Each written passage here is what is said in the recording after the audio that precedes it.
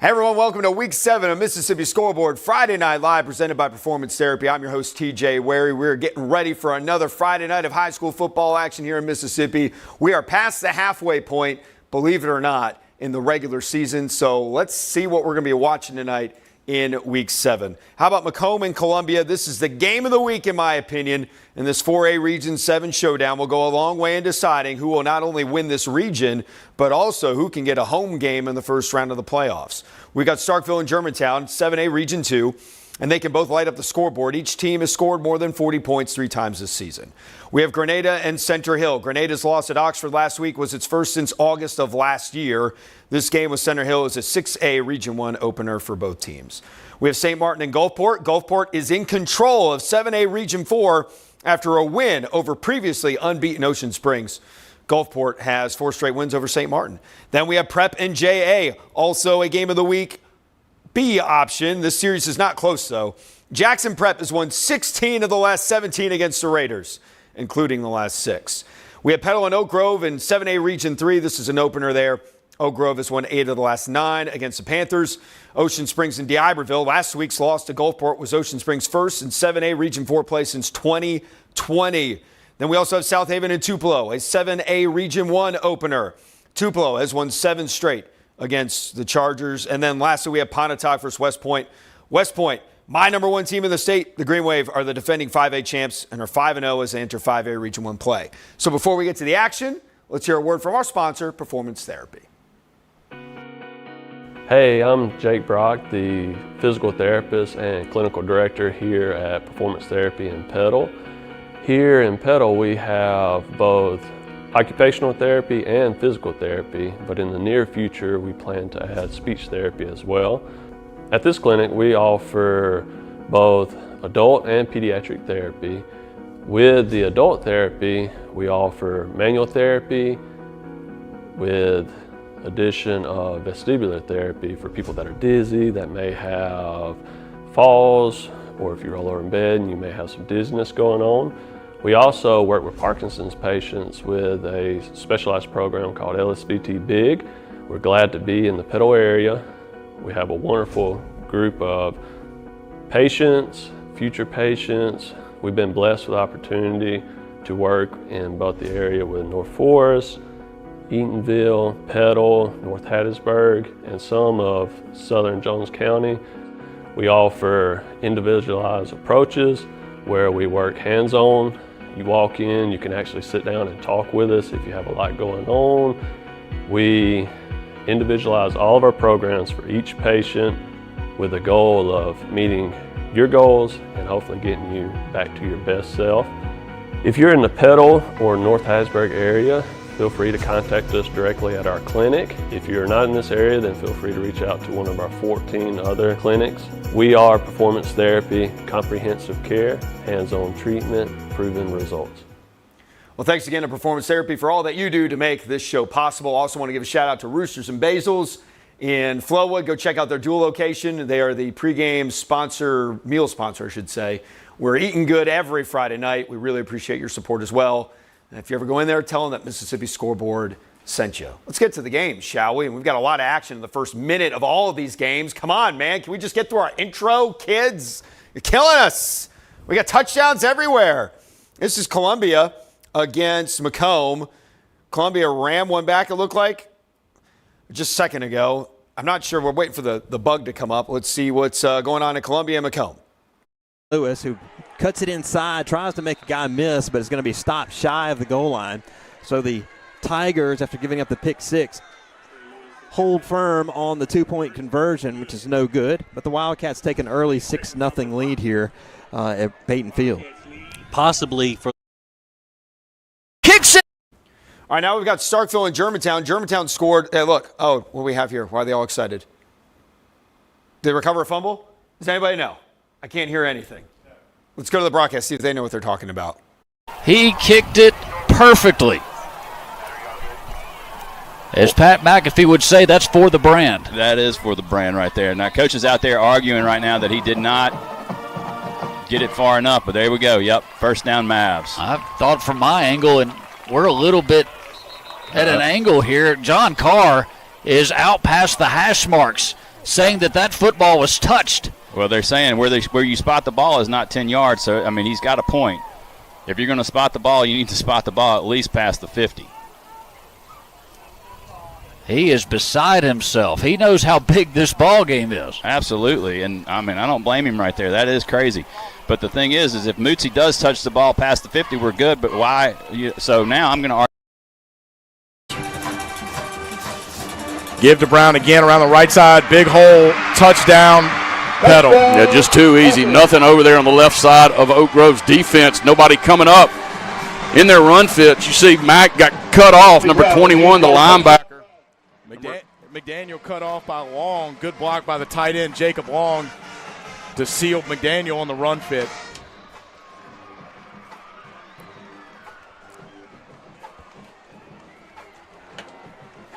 So it'll be Haydell on for the PAT. Snap is back. Kick is up. And it is good. So with 6:49 remaining in the Jason Wesley State Farm first quarter. Okay, so Petal off to a great start against Oak Grove. Everybody coming out swinging tonight. The Panthers trying to beat Oak Grove for the first time since 2019. They're up 7-0. This is Columbia McComb. McComb, a terrible start to the game through an interception on the first drive. Columbia returned it for a touchdown. 2-point conversion, no good. It's 6-0. Let's see if the Tigers can get on track here with just under a minute having been played so far in this game. But going to be stymied there, right? They're going to give him the 41-yard line. So it'll bring up a 3rd and 4 for the Tigers. Better job that time by that defensive line to get a little penetration. And a good job linebacking group. They kind of got in a scrum, and it looked like maybe McComb was going to try to push, but the Wildcats were having none of that. Able to push him back, stop his progress, and going to bring up a 3rd and mid-range. So Davis talking to Jackson, and gives the hard count, and the Wildcats bite and will give the Tigers a first down. Wow. Yeah, just a little bit too much adrenaline going right there. Finally bring him down around the 16-yard line. Hey, that's how you fight. Great run by number 1, Mr. Cotton himself. And that's another big Charger first down brought to you by Kringle Dentistry. Screen it into the end zone, and Tupelo's all over it for a safety. We saw a few safeties to begin the season. It's been a while since week 2. That was the last time we got one, but right there, an odd play call against a team that likes to get down. Hey, that's where I like to see him run, man. That's right. And, you know, he's been banged up, so that week off really gave him enough time to completely heal up, get his shoulder right. That's helped a lot of us, man. So the ball looks like it's around the 12-yard line now. It's going to be 2nd down and about 7. Chargers come set, 1 receiver on both sides. Ball snap. Trusty runs around to the right side, throws it to number 84. And he's brought down inside the 5-yard line around the 2. So it'll be 1st and goal now at the 2-yard line. Chargers now threatening to score. Yeah, that's a good job by Trusty. He tried to hit Eli Palmer out in the flats, and then he went to his second read, which was the guy dragging, and he was open and fair. Good catch. Probably going to see power here. Chargers come set, 1 receiver both sides. Ball snap handed to Taylor. Taylor goes through that. He was hit. Dropped short. That guy came out of nowhere.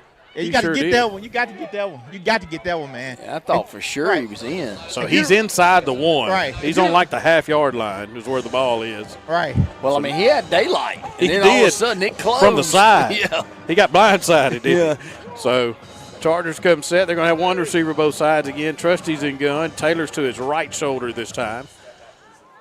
Ball snapped, handed to Taylor. He goes through that left side. He's in there for a Charger touchdown. Yeah. Great run by number 10, Malik Taylor. Good to see Taylor running the ball hard. Yeah, It is good, man. It's good. He running with energy. Hey, who that touchdown brought us by? We ain't got nobody, right? Not yet. Hey, not yet. But this extra point will be brought to us by somebody. Yeah, I know that's right, man. Grenada Star.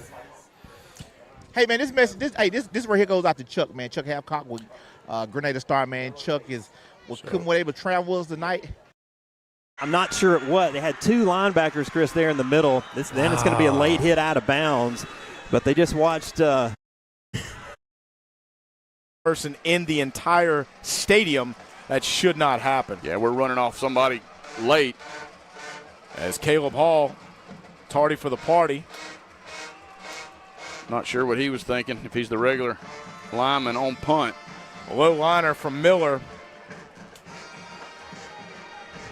Brown's just going to let this one roll till it stops. And that's where it will be picked up by Jay Barnes at the 47-yard line. So once again, the Panthers will have outstanding field position to begin their on the Wildcat 32. Defense got to start kind of tightening up here. We've gotten some pretty decent pressure. Yeah. Just got to keep good coverage. Can't let those guys run free. They are extremely talented in the skill position area, Drew. Hopefully hopefully. And guys, we've had pressure on Wally. He just broke the contain.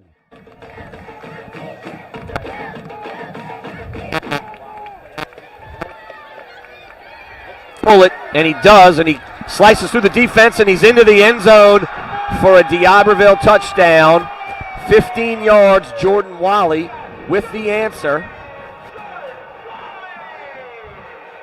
And guys, we've got pressure on him. We just can't get him down. Now, they were all over him several times on that possession, but he is elusive. He's fast. He's a Wally. He's a very good high school football player. Yeah. And what we're doing, Shep, is we're going man up on the outside, so when they turn their back to run with receivers. Extra point is up, and it is good. So with first down, and Greg, these backs are bringing the boom early. Yeah, this looks like old school Tupelo football right here, just running hard, picking up yardage, and it's amazing what you can do as a running back when you're 7-8 yards behind the line of scrimmage. And I think that's where JJ obviously is more comfortable on those two big runs that he had earlier. Certainly find your comfort zone. Again, sideline reports are presented by Stone's Jewelry. 9-0 Tupelo out in front, and after the safety, they've got the football back. There's a snap, and this time nowhere to go off the right side. Looking back at our last 5 games since the Brandon game, we've averaged 10 explosive runs per game. Down in the end there, Kennedy was late in coverage, but just a touch overthrown for Josh Parker, and now the decision comes for the Patriots. So they settle for 3. Looks like they've already made a clear decision. Now, I'm sorry, here comes Jude Hayden. That will be the attempting, looks like about 37, 38-yard field goal. Just a little too much on that from Essery. Little off. He had to stop to collect the pitch, and he'll get inside the red zone. Driving kick looks really good, but it is just short. Roughing the kicker, too. But the Patriots might be getting an opportunity to kick again. Actually, it doesn't matter if it's roughing or running into, because they only needed 4 yards for a first down. So if that's the case, the Raiders are going to give prep for new downs. It's one of those littles.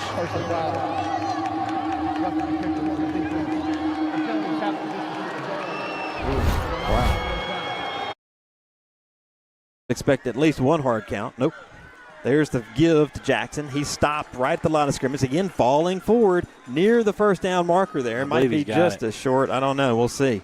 It looks like they got him marked at the 9, and that's right at the spot of the first down, and I believe it will be a first down for the Tigers. They are signaling first down. We'll still have to get they still could get a first down about the 1. So it'll be 1st and 10 from the 11. Place down at the 11-yard line, right back to the air, and a missile. Speaking of missiles, in the just kind of leans on you a little bit, and he was able to lean forward and pick up that first down. So Tigers continuing this drive. That's 9 plays on this drive, and they are down in at the 10-yard line. Jackson will check out. They'll give it to his replacement, who's a little bit shiftier. Kind of makes one cut, falls forward about. They're going to mark him about the 7, so pick up a. On a lot of his passes. 2nd and 10. Keeper, no, he handed it off. Excuse me, I couldn't quite tell it all. It was just a sea of people, and that will be a gain of about 3 by Oswald. That's with this McComb, high-octane McComb Tiger offense. They'll give to the motion man. Wildcats in pursuit, going to get him down from behind. Great play there. We cannot see any numbers with these. That's Achilles Pittman, Drew. Okay, Achilles Pittman. Well, Jackson Prep can pick up a first down here. At the 1. Probably, maybe 4-down territory here, you don't know. But probably not, since they were settling for a 34-yarder early. On 3rd down, Esser looks to throw it back. Here comes the pressure by Miller. Tosses it underneath, and Amari Johnson is there to make a big-time tackle on Easton Lynn. This is 4-down territory. This time they'll fake the run, throw it into the end zone. Well defended there by the Wildcats. That one's overthrown. The Tiger receiver begging for a flag will not get one there. That was well defended, Chris, there by the Wildcats. Yeah, that's Clyde Peters out there on. I think that's going to be. Kickers, it's going to be Harper Harris. It might have been an injury with that rolling up on 2. Let's see how this kick goes. Still Esri on the hold. Kick is blocked, and the Raiders are able to hold. How about that? Jackson Academy. They got nobody in the backfield with Davis. He turns, looking to throw, being flushed to his right, fires it to the end zone. It's going to be caught by the Tigers. Good play there. Again, Chris, well covered out there, but just a good scramble and a good throw. Good catch from the Tigers. They knot things up with 5:26, 6-all Wildcats and Tigers. So that was Delvin Perkins. I'm sorry. He is a guy that they think he can do a lot. He's kind of listed as a defensive back, but looked really good there as a receiver on that one. The Tigers line it up to try to take the lead in this one. Me will attempt the extra point. It is up and appears to be and is good. Help me make sense of when the ball's already basically hit. And they recovered it, but we got him down, tackled him. Woo, that was a good play, screen play. Yeah. And they'll wing it out to the right side. The catch made there by Day Junerick, the junior wide receiver in the slot. Have seen him on the field a bit of late, and they're moving some guys around in this wide receiver. Outside to the 20, 15, 10, 5, touchdown Raiders! 57 yards away on 2 plays. The Raiders turn a blocked field goal into 6. And I'm not sure, I think it was Jaden Hollins. That's now the 3rd or 4th play tonight where you've gotten great downfield blocking by the outside receiver. But I think it was Jaden Hollins or Vaden Taylor one that came and kind of cleaned. He's still up on his feet, and there you go, the Stallion from Una. First time touching the ball. It's going to be a fast net first down. The late Mr. Fullen did color one year for WROB with the Judson boy. I got fired one year, and they hired them, and he called them hogs all the time. That's back when Washington had those hogs, and I don't know how that went over. Yeah, I know when we played back in the 80s, and we benched 300 pounds, Bubba Davis gave us a root hog. But, you know, mothers, they don't like to hear their kids call that. Oh, no, there's nothing. They just some good warriors. Brought down right at the 1-yard line. That's the biggest run of the. And it's going to be a touchdown, Greenway. Boy, Whitaker laid that right on the money, didn't he? Boy, I tell you, that was pitch and catch to number 17. That's going to be Bryson Hoskins. And I tell you what, he had a great practice this week. Well, made a lot of great catches. He made some catches like that in practice, and I tell you, it was very impressive. Well, that's another weapon. On the previous trip, 1st and goal from the 2. Bolin, snap, straight to Bobo, and Bobo's in. Touchdown number 2 of the night for number 29 here on homecoming. And Bobo will celebrate down there in front of the video board. Again, a Consolidated Pipe and Supply Company TD for Kylan Bobo, and that gets him to 16 on the season. Going back to the explosive run that got us there, that was a really nice job by the offensive line. Really didn't open up a hole, but they sustained the block. Many ways, and the ball will finally be jumped on by King White back at the 24-yard line. A disastrous play for Germantown. Yikes, man, just a little miscommunication. King was going up to the line to communicate a change, and Center snaps that ball. Okay, so you just saw the end of the long touchdown pass by West Point. We all know they do not throw the ball very often. Going into tonight's game, they had only thrown 40 passes all season. So that worked well for the number one team in the state. And then you saw Tupelo, whose only loss this season was to West Point. They just scored a touchdown, so they're up big on Southaven already. Southaven has not had much luck against Tupelo in the last almost decade. Tupelo's won 7 straight, and they look like they're on their way to 8 straight. Eric Beasley had a long touchdown run for Jackson Academy, but the Raiders up 10-0 on Jackson Prep. We've got Grenada driving on Center Hill right now. Grenada has won all 6-time meetings with the Mustangs, and Ocean Springs and D'Iberville still tied at 7 apiece, and we have a timeout at Starkville and Germantown as well as at Petal and Oak Grove, and we're going to go to Ocean Springs and D'Iberville. Mentioned earlier, Ocean Springs just had their 25-game Region 4 win streak snapped, and it was snapped by Gulfport last week. Well, the team that started was the last team to beat them back in 2020 was these same D'Iberville Warriors.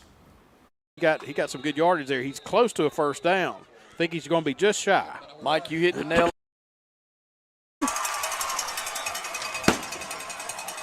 Had a wide open, intended for Landon McGee.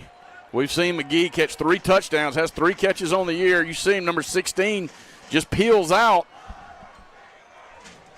Had it for a second. It off to 29. 29 goes around the left side. Ewing's got it. Still going through. Got a flag, There's a flag. That ain't good. And he's going to be brought down there. It's going to be hard. Side. 1 for sure. 2nd and 10 now for OG. Oh, a little pump and go looking for KJ. Tell you what, it looked like Carmelo Ross. Continuing, and no one's there. And you got to wonder, is there an eligible receiver anywhere in the vicinity? It should be grounding, you would think. There's a flag also in the backfield. We'll see what transpires here. There is no pocket rule in high school, I don't believe. Short drop, fakes the screen, back to pass, nobody open. White still looking, directing traffic. He's going to fire one, corner of the end zone. It'll sail out of bounds, incomplete. There is a flag down back at the 26, right around the line of scrimmage. A few players before Jeffries was able to run it down, and that's a defensive score for the Golden Wave, and everything going right here in quarter 1 for the blue and gold. And Greg, that was just sitting out there waiting to be picked up. It was like the last, let me think of something here, maybe like a last piece of candy on Halloween that's sitting out on the porch. You just got to go pick. Intentional grounding will be loss of down. There, I think he fell down. They got him just by the shoelaces, Chris, but I think it's going to be a little shy. 1, burgling up the middle. It is the tush push, and it is a Citizens Bank first down for number 9.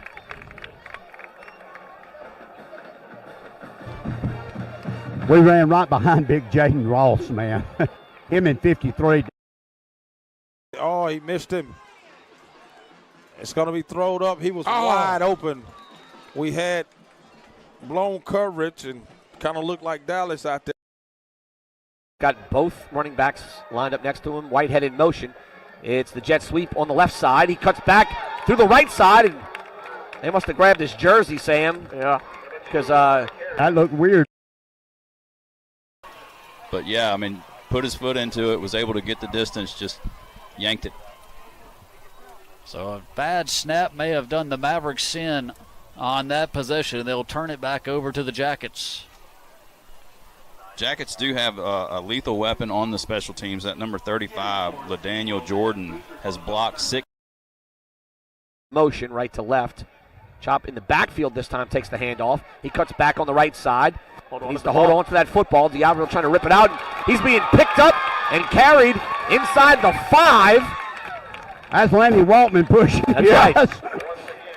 We call it, what was that, the chop slop? What do we call it? I mean, he just picks him up. Looking lateral. Looking lateral.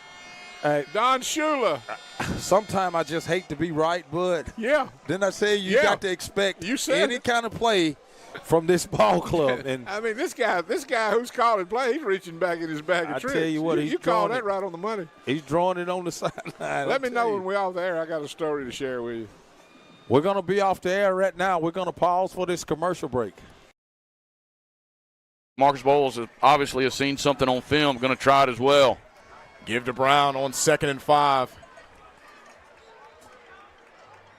Gain of 3 yards. So a pickup of 3 is going to bring about a 3rd down and about 2. 10:22 left in the Keith and Lowmore Insurance Agency second quarter.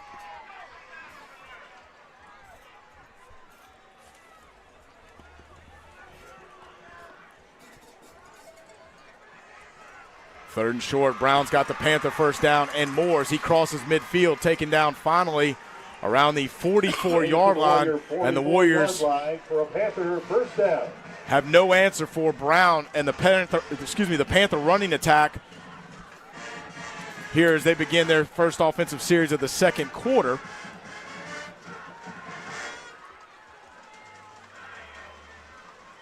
As Walker gets the carry, he's got the first down out of the open field, tackled at the 30-yard line, and the Panthers continue to have their way with the Warriors winning at the point of attack and getting to the second level. Walker came in tonight, 274 yards on the year, 45 yards a game, and 3 touchdowns.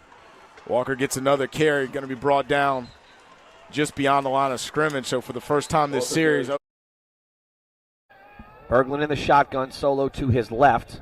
He will take the handoff on the left side. Still on his feet, needs a block, and he's going to be into the end zone. Touchdown, Greyhounds. Solomon Baggett, a 5-yard touchdown run, gets the Hounds into the end zone for the second time and back into the lead. Guys, you see what we're doing? We're starting outside, and our backs are cutting to the, making everybody flow to the middle. But Solomon just took it inside, bounced it out, and scored easily. Evan Todd with the extra point.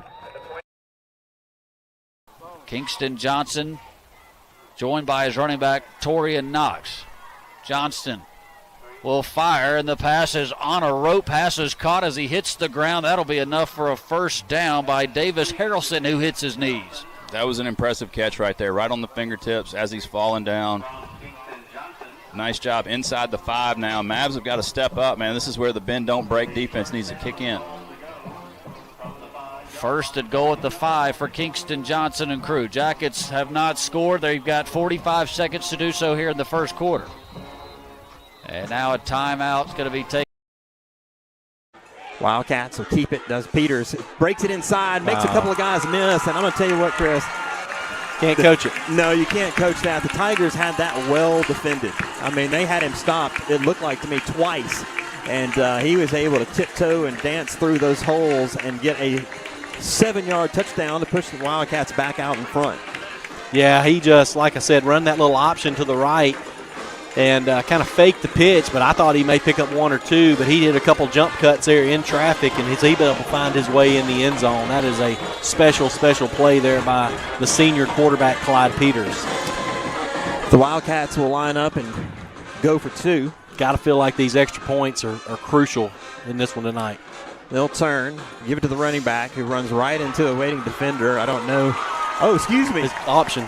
Wow. An option play. I thought the first running back had it, and so I think did the Tigers, Chris. Yeah. Flag back at the J43. I think it may be against Jackson Prell. Might be with the very pointing there.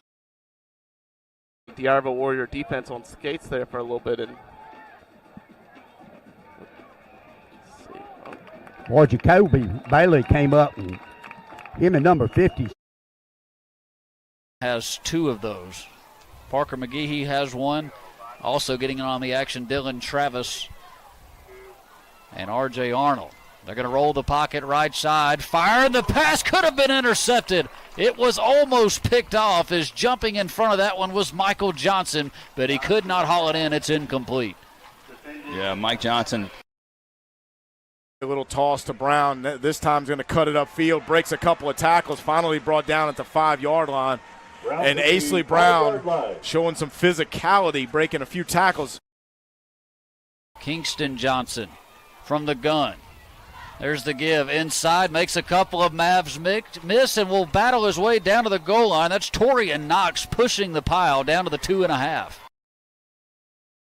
Springs now up 14-7 over D'Iberville. That one in the second. Walker on the second down carry.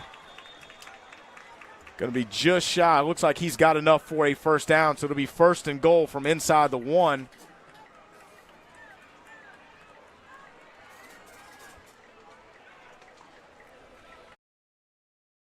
On 3rd and goal, stonewalled at the 1.5, and that will end the first quarter. And a quarterback power as Belton takes it behind Chavez Walker for the Panthers touchdown. And that'll make it 13-0 on the Resteel Express scoreboard.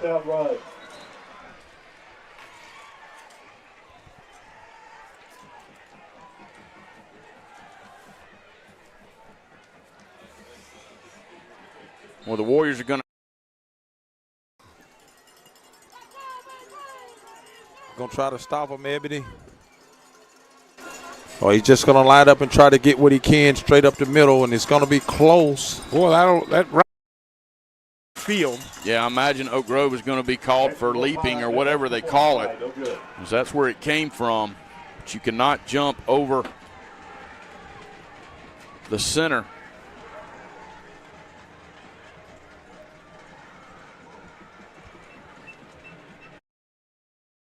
That many trick plays, you could expect the bombshell.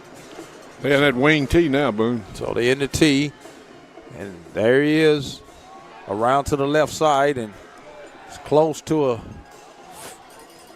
It was close. It's going to be at the 1-yard line, and this is where that offense is dangerous because it's zip, zam, and zoo. So we know what the Eagles would run right here. Yeah.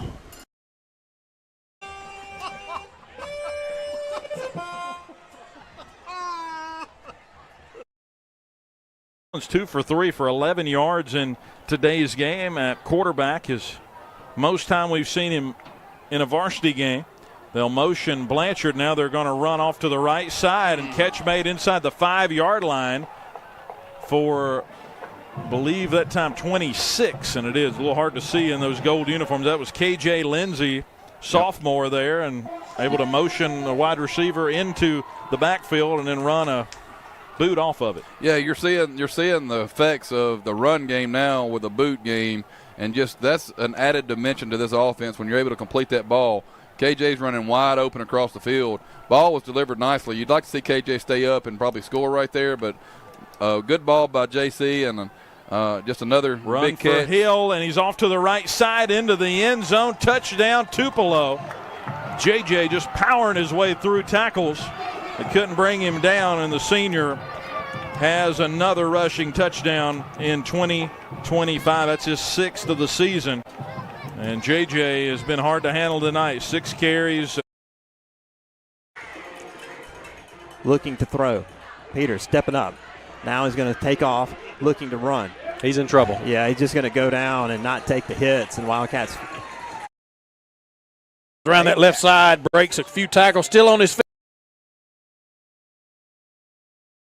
Listen, right? Somebody 51 lost the helmet on that play. Lost their helmet. Man, now, what a Quan run. Black lost it, but he was help blocking for him. So Chargers score their 2nd touchdown. Some positive things happen when your left tackle's in the end zone blocking from the 7-yard line. Red and black to give the Mavericks the football here, up 7-0. White will call for it. He wants to throw. He's got one-on-one. He's got Coleman out there. Coleman makes the catch, and here comes a flag. There it is. He had to get a jacket off of him to make the catch. Jakylon Taylor may be guilty of pass interference. That is Keyshawn contested catch Coleman right there. That guy, it's amazing when he can come down with the ball with guys all over him. Okay, the point after for Grenada is good. It's 14-0. The feed's kind of going in and out right now. Tupelo is up 29-0 on Southaven, as PAT was good there as well. Pontotoc went for 2 after their touchdown against West Point. They did not get it. It's 16-6 West Point with 9:40 to go in the second quarter. Petal is up 14-0 at Oak Grove still. Oak Grove driving, and, well, I don't know if you really call driving when you run into a brick wall of Panther defenders, but either way, Oak Grove has the ball, down 14-0 at home to a Panthers team that has not beaten Oak Grove since 2019. Jackson Academy still up 10-0 against Jackson Prep, but Eric Beasley's been running wild tonight.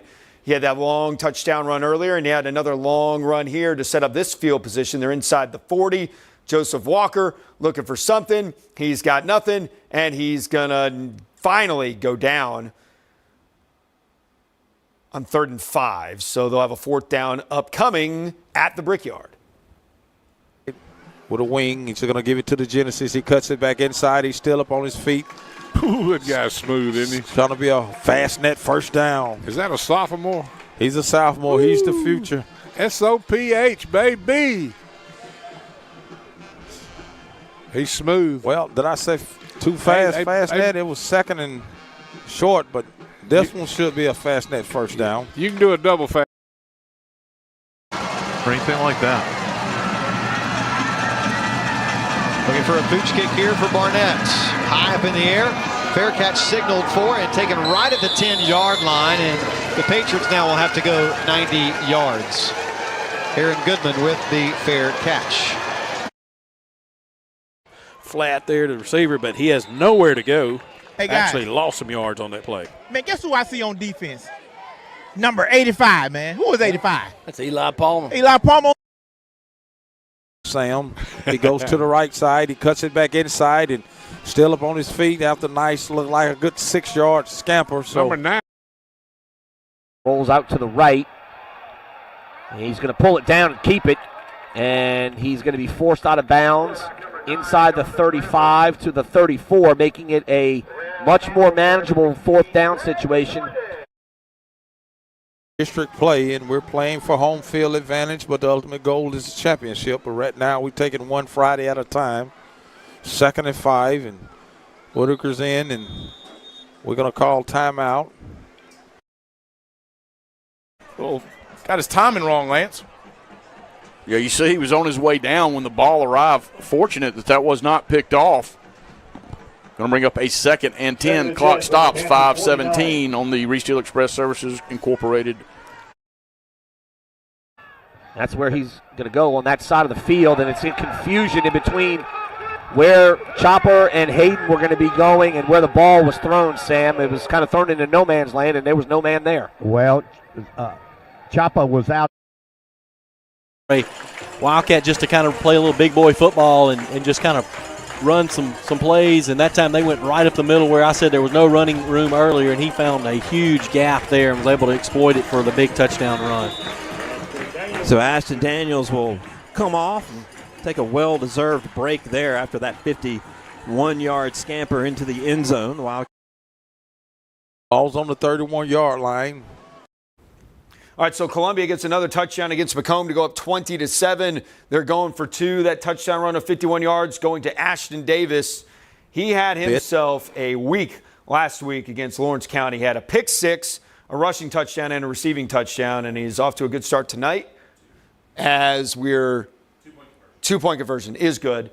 So Columbia is got a comfortable lead over McComb, who beat Poplarville last week 35-34, but they put themselves in a hole early on the road tonight. J.A. just got a sack at Prep. Pontotoc is trying to hold off West Point from getting in the end zone once again. We have Germantown up 7-0 still on Starkville. Petal is still up 14-0 on Oak Grove, but Oak Grove is actually driving now as they're at the Petal 30-yard line. Grenada's still up 14-0. Center Hill just took a shot downfield, but the pass was broken up. If we go to it, no, he just dropped it right in the breadbasket. Here's West Point's, and now they're inside the 10. The goal to go. Southaven down 29-0 to Tupelo. Just not going well for the Chargers.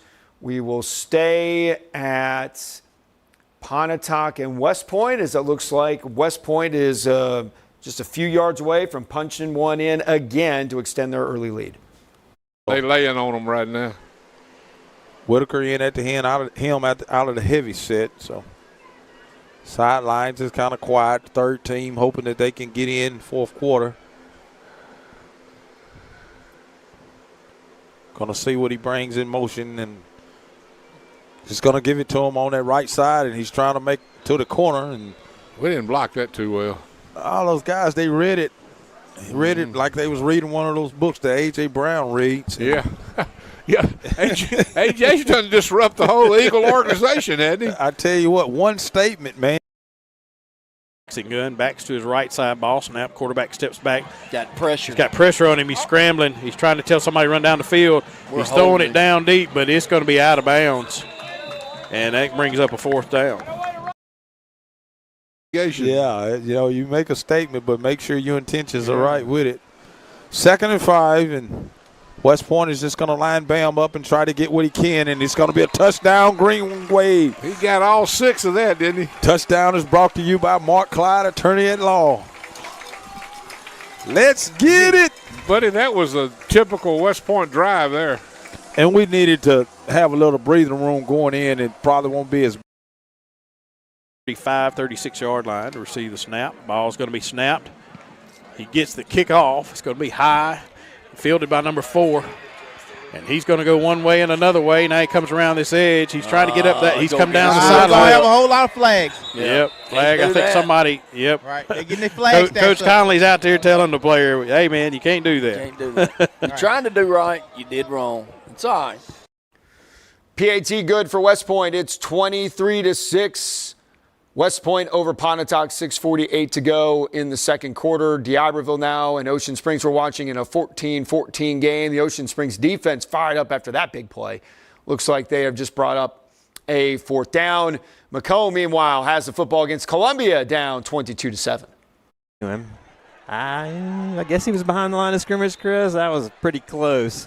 The quarterback there faked the handoff, ran toward the line of scrimmage like he was going to keep it himself, and then flipped it out to the receiver just before he got past the line of scrimmage, and a first down for the Tigers. So they are on the move, the beneficiary of that good starting field position there on the kickoff return. Yeah, I was hoping we'd get a replay there just to look. Not that it was going to make much difference. No, we weren't going to be able to buzz the ref. That time they tried to give it to the running back in the backfield. Wildcats all over that one. Trey Lewis. And Trey Lewis met him at the give.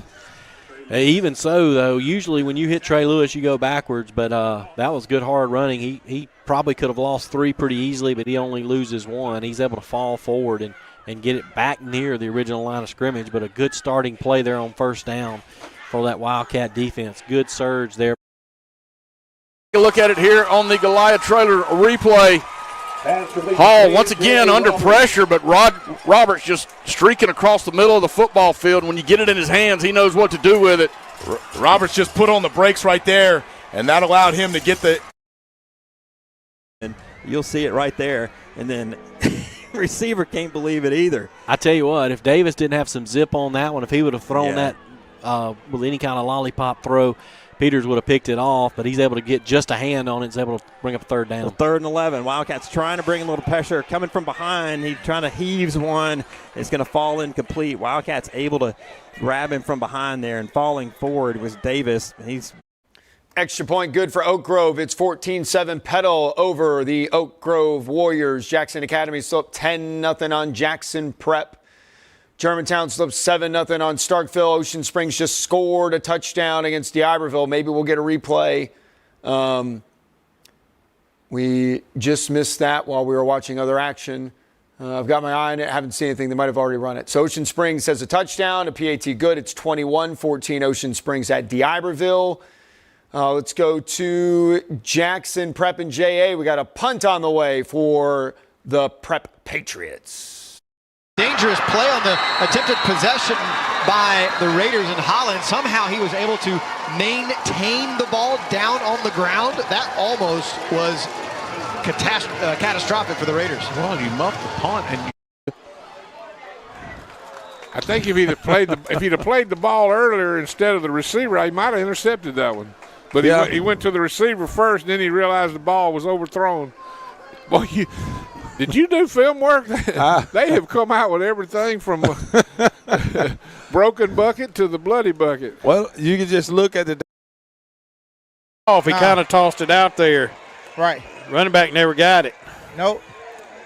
And their guy fell right on it, so that's going to be our first turnover tonight. Yeah, it did not look good from the start. No, it did. And, you know, those are usually read plays.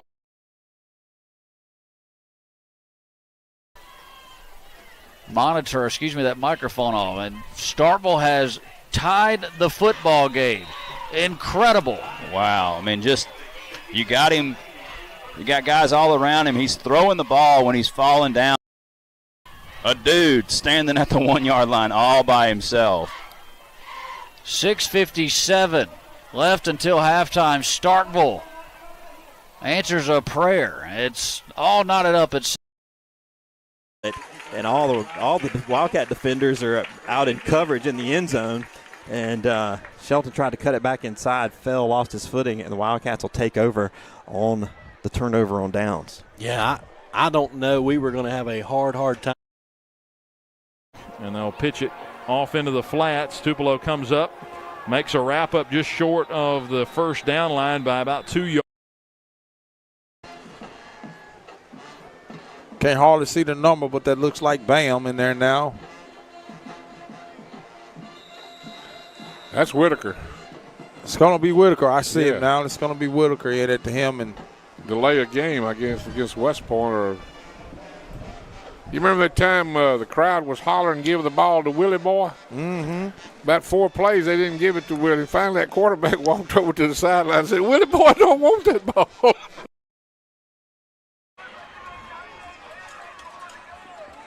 Give to Brown, and a good job in pursuit. And that's big Brian Balaam. Brian Balaam, as Lance just alluded to, the sophomore making some plays. Every time we've seen Balaam in there, he's had a chance to make a play behind the line of scrimmage. He continues to show up, just a sophomore. Nick Cummings below us trying to get this Oak Grove faithful on their feet. Good crowd is filtered in here tonight. Good student section. Top seems to be filling on up. Of course, Petal filling their stands across the way.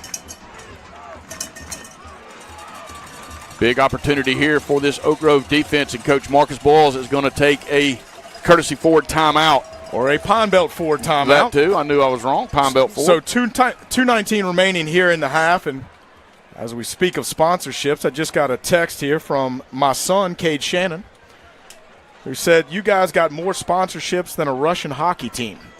My response to that is, did you pay anything to watch this broadcast? Exactly. This is why it's free, and I'll tell you why else it's free. 52. 48 yards. Play clock down to 15 seconds as they get the play in from the sidelines. 4 receivers set with Beasley in the backfield with him, providing protection. Walker continues to look downfield. Now pressure comes. He steps up, and he's going to be sacked behind the 40-yard line, and the Raiders are going to give the ball back to the Patriots. Owen Brown with a big-time QB sack. That's one thing that has been frustrating for Jay offense tonight. Did a great job of run block, but passing game tonight really struggled. Jackson Prep's getting a lot of pressure, and they're not. Now going to tuck it and run, and we'll just step out of bounds. And Oak Grove very, very lucky. Carter Grantham a little. Squeezes it anyway as Joshua Wilson gave him a big hit, but a first down all the way to the jacket 38.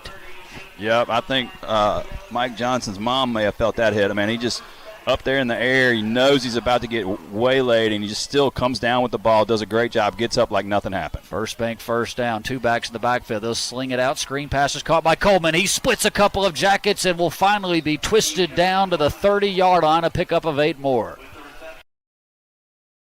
At the 2-yard line, Chenault blocked it. Aiden Watson covers it. What a play.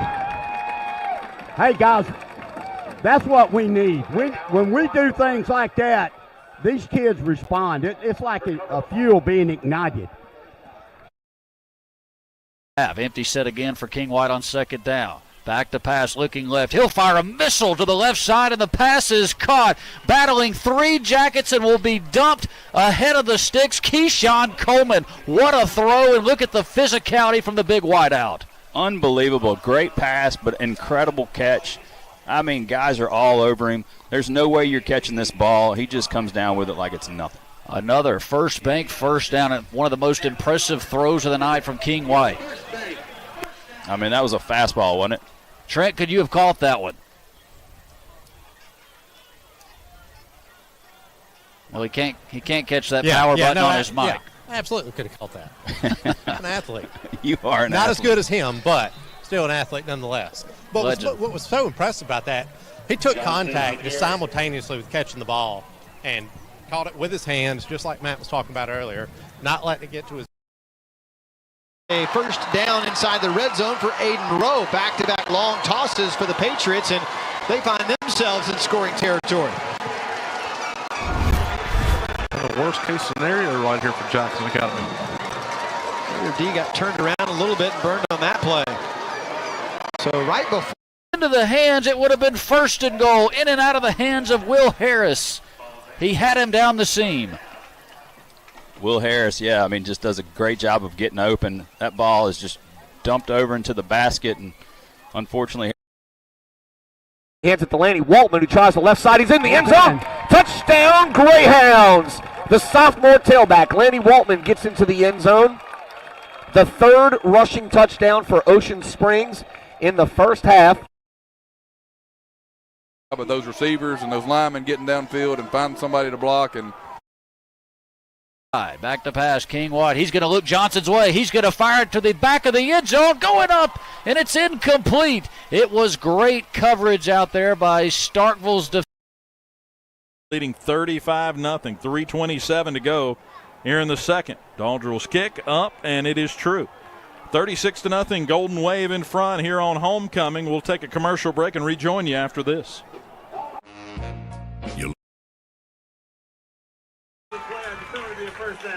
Really, you and I are not real fans. Man, he was patient. He cut back, and man, he made that guy miss. When he got right there around the 20, so we're down to 3 minutes, 20 seconds here in the second quarter. Chargers just scored their third touchdown. Right now it's 20-0. Braden Nethery getting ready to kick the extra point. Hey, that's huge right there. Man. Hey, we got time. We get to stop and get the ball back. Yeah. Man, good run by number 29, Christian Ewan right there, man. Hey, he's running with energy, man, effort and power. Mike, when we had the fumble on the previous.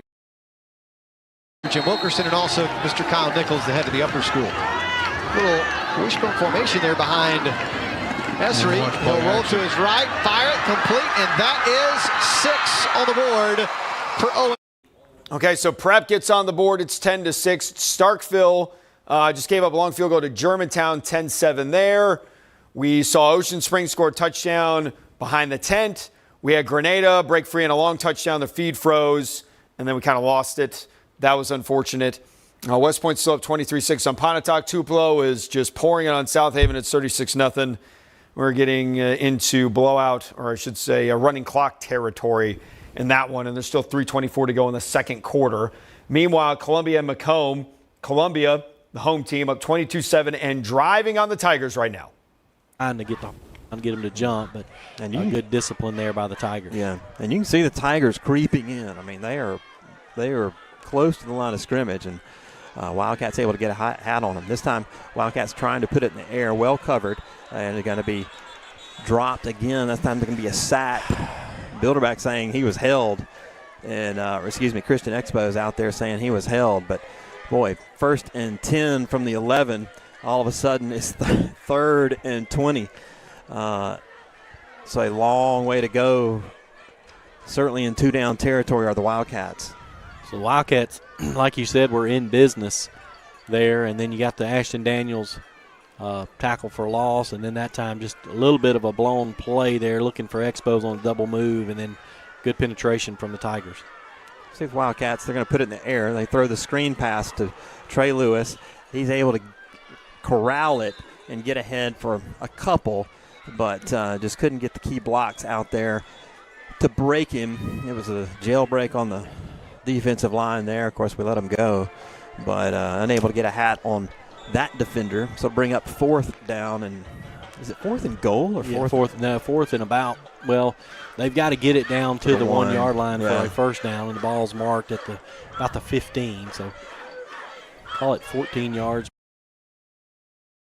Certainly talk about what we expect and hope to see in the second half. As Belton going to put it in the air on the last play of the half. He's got his man. That's Barnes finally going to be wrestled down at the 25-yard line. But that will do it as the clock. That turnover brought to you by Save More Drugs and Gifts. That's right. Great catch by number 2. Yeah, they just tried to run verticals on us, and Jaden was just back there playing right field, waiting on it, and he jumped up and caught it. Yep. Sure did.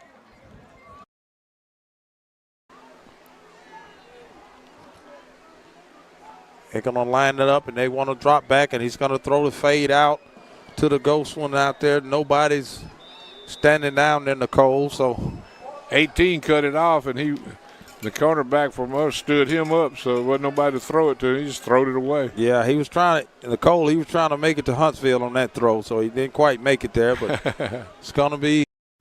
We've got our first halftime of the night, and it is Petal and Oak Grove. Petal with a 14-7 lead. Watching Southaven right now against Tupelo. Southaven trying to score, and man, there was literally a wave of Golden Wave defenders in the backfield before the poor quarterback could get rid of the football. Jackson Academy is got about 30-something seconds left in the second quarter, trying to get some points on prep.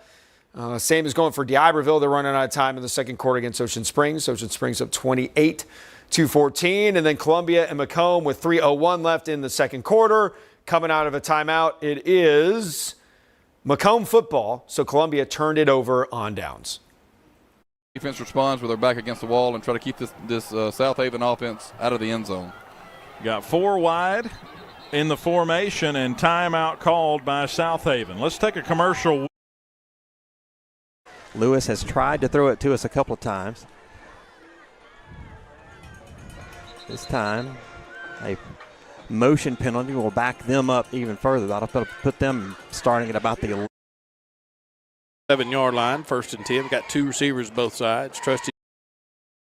The 30, the 20, the 10, the 5. Touchdown, Green Wave. Let's get it. Woo-hoo, mercy. You can't coach that, can you, baby? I tell you what, we needed just a little more breathing room, and I think Pontotoc defense just took off a little bit and just tried. Inside bubble screen and going to be stopped by the Wildcats. Oh, still shy of the original first down. Nice play design there. Somehow we've gone to a commercial. Receivers who can make catches, and I wouldn't think they'd be so run heavy when you've got a guy like this back there. Yeah, but their passes have been short. He really hadn't thrown it downfield, but that one time. 2nd down and 15 now. Wiley takes the shotgun. Hounds break 4. Gosh. No flags are thrown. Wiley will dance around and finally going to be brought down from behind. He gets the football across the 35. Through. Trying to see if he kept that foot in. It hard to see that white line from all the way on the other side of the field, but, those two guys are in perfect position to see him catch that football and drag that toe and complete that touchdown. I mean, that's not much you can do about a ball thrown like that. I believe that was Anthony Lofton who raced toward that back pile. Joseph Walker and the Raiders at 1st and 10. In scoring opportunity now, this time will fire to Braylon Short for a short completion. And they didn't say he didn't get out of bounds, so Coach Duggan runs over, gets the second timeout call. We'll keep it here this time. Want to remind you, coming up at halftime, we've got a special conversation with Jake Manning of Mississippi Smart Home, so don't go anywhere for that. Beautiful ball thrown again by Walker. Great recognition by the quarterback. Of course, you had Coach Duggan running down the sideline. But QB IQ. That's right. with. Mavericks would love to run some clock out and finish it off with a score. They'll bring heat with the Jackets. They'll fire it out left side all alone. Austin Branson makes the catch, and he'll finally be pushed out of bounds after an 11-yard gain. Too easy out there, wide open, a big cushion by the Jacket defenders. Well, they give him a big cushion because there's a big weapon next to him, and that was Keyshawn Coleman heading towards the end zone. So you had two talented weapons over there on the left side. King White had his pick. First bank, first down. Football outside the 15-yard line. An empty set again, 2-by-3. Johnson loads up, fires it short. Pass is caught by the tight end. He'll run over a Jacket and bury himself very. Let's look at your halftime stats and highlights. 10 seconds left as Walker, after the timeout, with Beasley offering protection, fires it far side, and too strong right on the pylon, intended for Braylon Short that time. And will the Raiders settle for 3 here? Will they try one more time? Take one more shot. Well, no. Here's our answer. So this will be right at a 40-yard attempt for Gabe Barnett. Raiders want to try to get points and not give those up in this scenario. There's no guarantee any play you can get completed and down to call that last time out.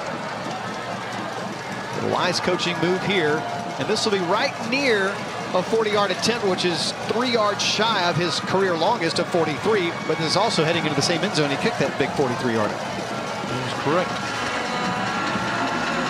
The snap will be up by... All right, so when we cut to J.A., after we had that completion by Germantown, we thought, everything was fine and dandy with Germantown. Apparently, they fumbled after the catch. So Starkville has the football back as J.A. cannot get the field goal at halftime. So it's 10-7 J.A. over Prep at halftime. Got the football down the field, just can't convert on the field goal. McComb is back on defense now against Columbia. 46 seconds and counting for the Wildcats here in the first half. Into Lewis. He's going to be stopped around the 28-yard line, so a no gain there, maybe a loss of a half a yard. That should do it for the first half. Boy, I tell you what, Chris, the Wildcats could have punched it in one more time.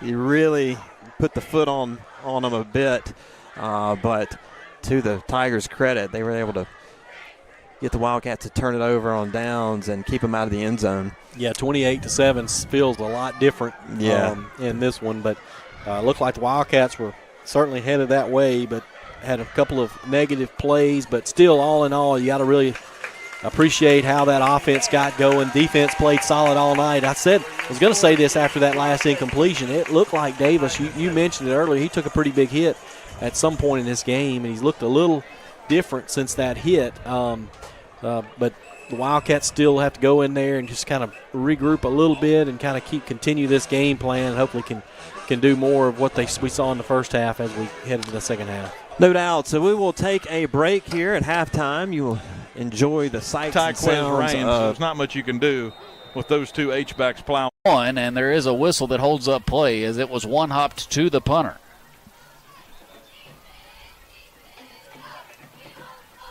You better believe that what's happening right all now? Eyes are on the Jackets. He's counting. Count them again. There's 11.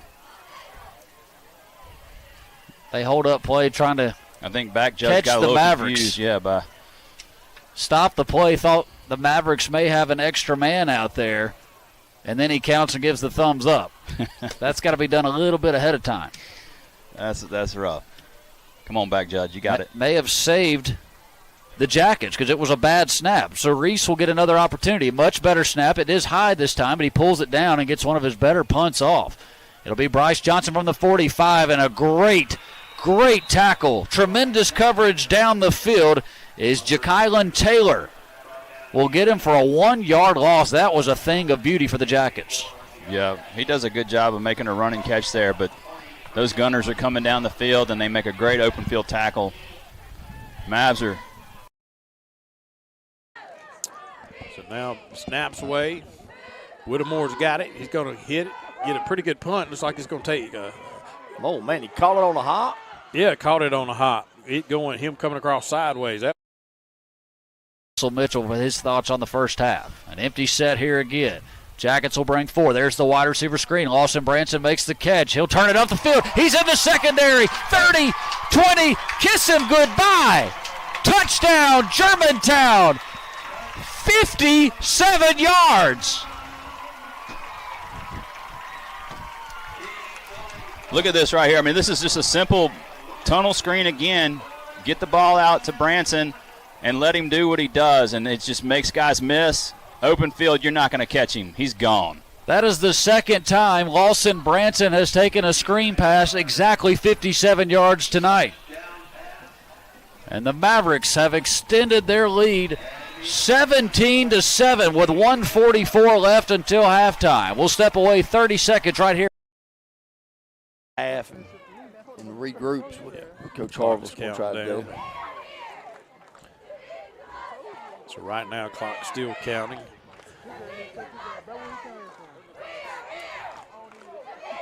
Looks like they may try to get one play off. Ball is snapped. They're going to get one play off. Hand it off to a running back, and that's going to end the first half. And right now, your Chargers lead after the first half by a score of 21-0. Passes, 81 yards with a long of 58 that Kylan had earlier, and 20.3 per clip. So, extra point good for Germantown after the Langston Branson touchdown on the screen to give the Mavericks a 17-7 lead. Tupelo being very mean to Southaven tonight. It's 43-6. Ocean Springs and D'Iberville at halftime. It's 28-14. Columbia and McComb at halftime, 22-7. Prep and JA at halftime. It's 10-7. Petal and Oak Grove at halftime, 14-7. Petal and West Point and Pontotoc at halftime. It's 32-6 West Point. So we've got Germantown still going, and that's about it. Southaven, Tupelo. Those are the remaining two games in the first half in Week 7 of Mississippi Scoreboard Friday Night Live presented by Performance Therapy. Third down to get off the field right here. 3rd and 8. Tupelo trying to work their way off the field, and a pass wide and incomplete. And they will get that stop on 3rd down. That pass in the direction of 12. That was Amari Kent's. The Mavs have their hands full. Here's the junior Johnson from his own 30. Down 17-7. Fires it over the middle. Pass is caught wide open. Breaks one tackle and clanks in to a Maverick and Michael Johnson all the way at the 48-yard line. And the man wide open was LaTrent Agnew. That's a deep slant, and he's able to just throw a fastball in there. That ball was on a rope. Finds this guy open in the middle of the zone. Big gain for Agnew. 1st and 10, 48. They'll fake it to the back. Spins one over the middle, and he was behind the defense. It is off the chest and incomplete. What a throw by the junior and Johnson, and Agnew couldn't come up with this one. And Max Smith is looking around going, hey, where's my safety help on that one? Because he had his guy had him beat, and there was nobody in the middle of the field to help out. If he catches that, it's a foot race to the end zone. Boy, these quarterbacks, both of them, King White, Kingston Johnson, they throw some pretty passes. They really do, man. And that one right there was a beautiful one. Just hit him in the numbers. He couldn't come down with it. 2nd and 10. Clock stopped with 1:16 for the Jackets. All Mavs right now. Big shift on the formation. Under center, Johnson takes the snap, throws the screen. Now they're going to have the double pass. Man is open. The tight end makes the catch. He's got a first down. A gain of 13 down to the 39 as it was the running back in Knox that threw it to Phillip Swan. The clock is not ticking until there they go. They set the markers, and then here we go. But, yeah, some trickeration there. You got to watch out. That's what the Jackets are known for. Back to pass. Play action. One-on-one down the sideline and too far. Incomplete. He was looking for his main target in a Braylon Jenkins. And pretty good coverage there by the Mavs, and that one a little bit too far out in front. They're testing Max Smith over there on the right side of the defensive line, and that corner's getting his money's worth tonight. So 2nd down and 10. Football is touching the 39-yard line. Clock stops at 56 seconds. There we go, yeah. The coach is making a change. Max Smith's a little winded.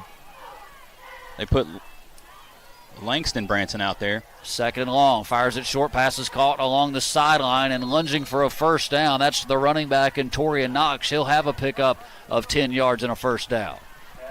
Here come the Jackets. This is their chance to get back into it with a score here and then get the football to start the second half. Mavericks on their heels a little bit. Kingston Johnson takes a snap, play action, sits in the pocket, fires over the middle, and again, his wideout had it in his hands. 2 flags will come in as it flies incomplete. It was the slant route to Jaden Yarbrough. Yeah, Aaron Failer had him covered up, but had a hold of that jersey from the backside, and everybody over there saw it. There's 3 flags on the field. Pass interference. Defense. 15 yards. First down. Well, here we go. I mean, we're back in the red zone again, and Mavs, hopefully the bend don't break defense, is able to step up here. Ball being spotted at the 14-yard line. They have come up huge all night, including a goal line stand to keep the Jackets out at the 1-inch line. And now they've got 37 seconds to keep the Jackets out as they are in the red zone down to the 14-yard line. Coach Washington's calling the plays, getting real excited on the sidelines, trying to make adjustments. Kingston Johnson will bring the back into the backfield, but here comes some flags, and it looks like an illegal procedure on the Jackets.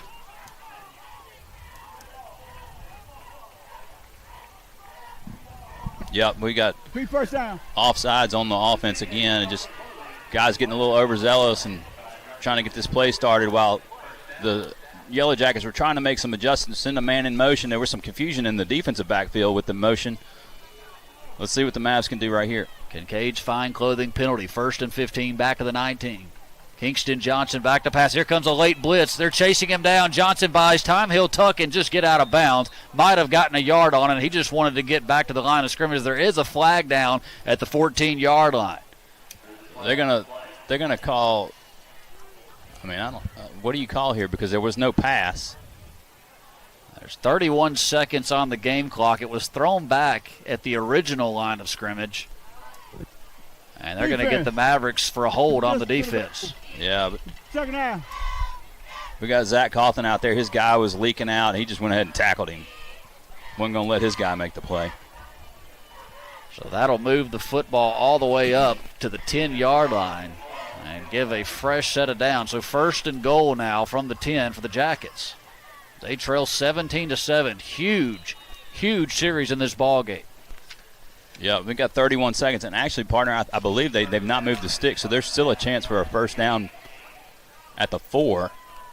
Yep, they did not move the 6. You're right. It'll be 1st down and 5. There's the handoff right side. Big hole. Breaks a couple of tackles and into the end zone. Torian Knox squeezes through, runs through the arm tackles, and the Jackets have their first of the night. Well, there they go. They just a rushing touchdown. Torian is Knox is he's a weapon, and that was just a simple read run option right there, and just goes off tackle and makes a couple of guys miss and runs through one, and he's in the end zone. And the extra point is good by Gallegos. So the running back finally has his first one of the night, and it's a big one. It's 17-14 with 25 ticks until halftime. And we'll keep everything right here. Mavericks have no timeouts. Well, yeah, earlier I said, hey, give me 2 minutes and I'll count. I'll bet on King. Well, Coach Carr over there said, give me 1:58 and I'll bet on my guy. And, I mean, they did a really great job of just making their way down the field with some big chunk plays and just systematically moving the ball here to 8 yards here, 15 yards there. A couple of big penalties that put the Mavs in a bad situation, and the Yellow Jackets are able to capitalize. Huge touchdown for the black and gold. And with 25 ticks, Mavericks would like to get a good return before they maybe get a little aggressive here. No timeouts remaining. Jackets do get the football to start the second half. See what Gallegos does here. Maybe kick a squib kick, try to run some of that time off. Nope, he will kick it into the Mississippi sky, received at the 10-yard line. That is Coleman. Coleman acts like he wants to come across the field, and he will be tracked down short of the 20-yard line with only 18 seconds left. Do you dial up anything here? Do you go ahead and take your lead in the half? Are you happy with that? Or what? I mean, I think you got some talent that can go over the top. Why don't you just go ahead and take a shot quick and see what happens? I tell you, I think it's going to be one of those where they keep it on the ground, see if they get some yards out of it, and that will dictate if they go up and try to take a shot at that point. Yep. You got no timeouts, 17 seconds. Let's see what Coach dials up here.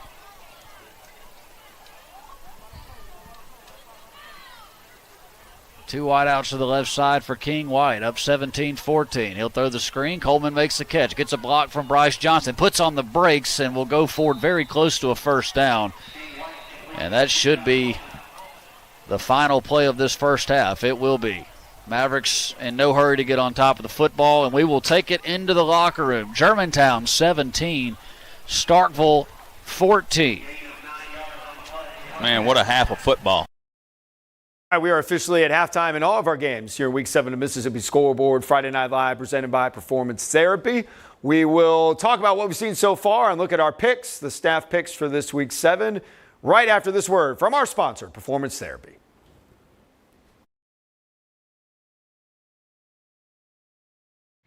Hey, I'm Courtney Turner. I am the director at our Canton location. Here at our Canton location, we offer quite a few subspecialties.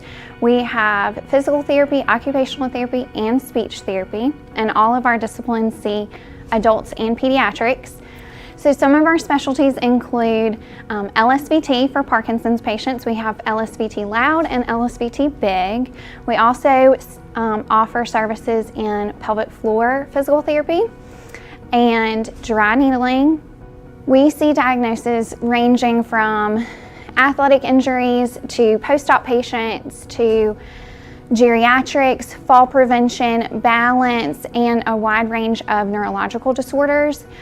Here at our Canton Clinic, we are very involved in our community. We love to go to sporting events, go to local community outreach activities, and we also love to go help churches with their exercise programs and educational and services for local support groups. We like to say when you come here as a patient, you become part of our family, and I feel like that's very true here at our clinic. If you are in the Canton area, you can reach out directly to our Canton location, or if you are somewhere else in the state, feel free to contact any of our other 14 locations. We are Performance Therapy, comprehensive care, hands-on treatment, proven results. All right, well, thanks once again to Performance Therapy. This would not be possible without you. We also want to give a shout out to Roosters and Basils, the combined location in Flowood, for the pregame meal. Go check them out if you're ever in town. It was well worth your while. So while we're here at halftime, let's take a look at the stat picks here for Week 7. We started this a few weeks ago, and, you know, I had a pretty bad week last week. I kind of let Andrew and Hayes back into it. Of course, it doesn't help when Hayes goes 9-1 or 8-1 or wherever he went last week. It was really frustrating.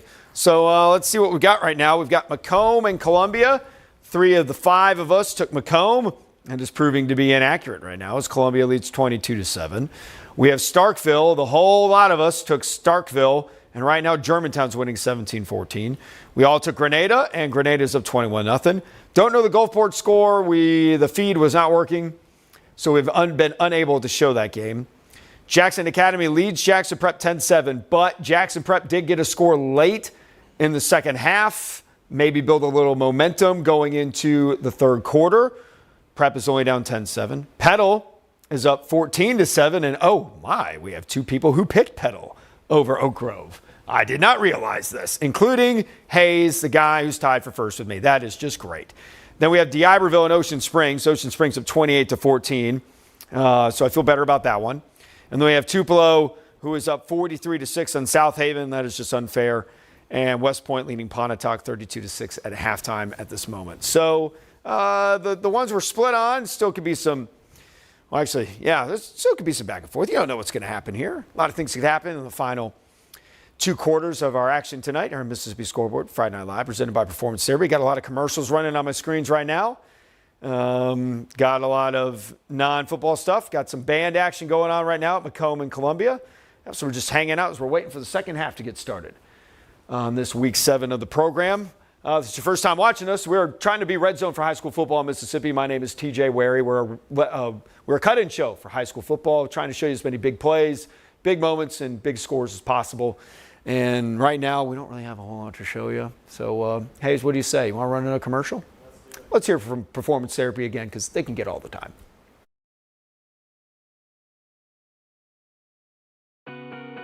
Hello, my name is Brooks Fort Mary. I'm the director at Performance Therapy in Clinton. We're a clinic in town that offers physical, occupational, and speech therapy for adults and pediatrics, which helps kind of set us apart a little bit in this community. On the physical therapy side, we're able to treat orthopedic injuries, knee replacements, rotator cuff surgeries, anything like that. But also we offer pelvic floor physical therapy for those people that need that, and pediatrics. And our occupational side and speech side also treat adult and pediatric patients. Because we offer all three disciplines, we're able to try to give a wide approach and really see anything that's needed in this community. Our clinic's really willing to go the extra mile and help patients however is needed. If you have a game, we want to go and support you and see how we can serve you in that way. If it's at your daycare, we're willing to go visit that and see how your kids need accommodations or treatment with that. So we're willing to do whatever's needed and be there every step of the way for you in your recovery.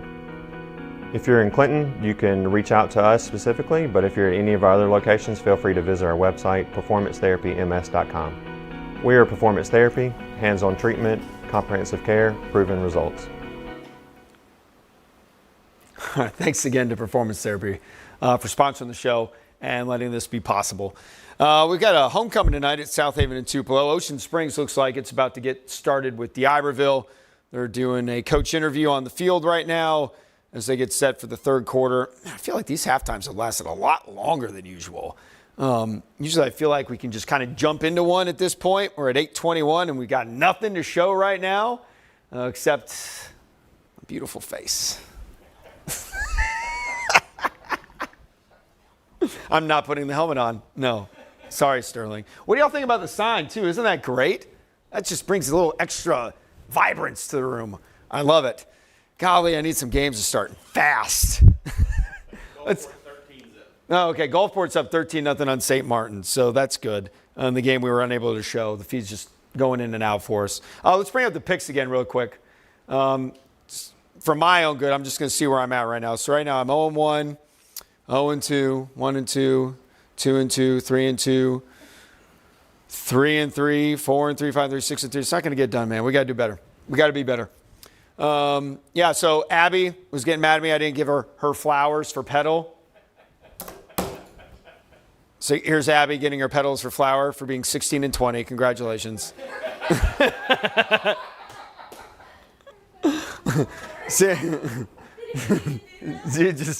Andrew just said it and you just missed it.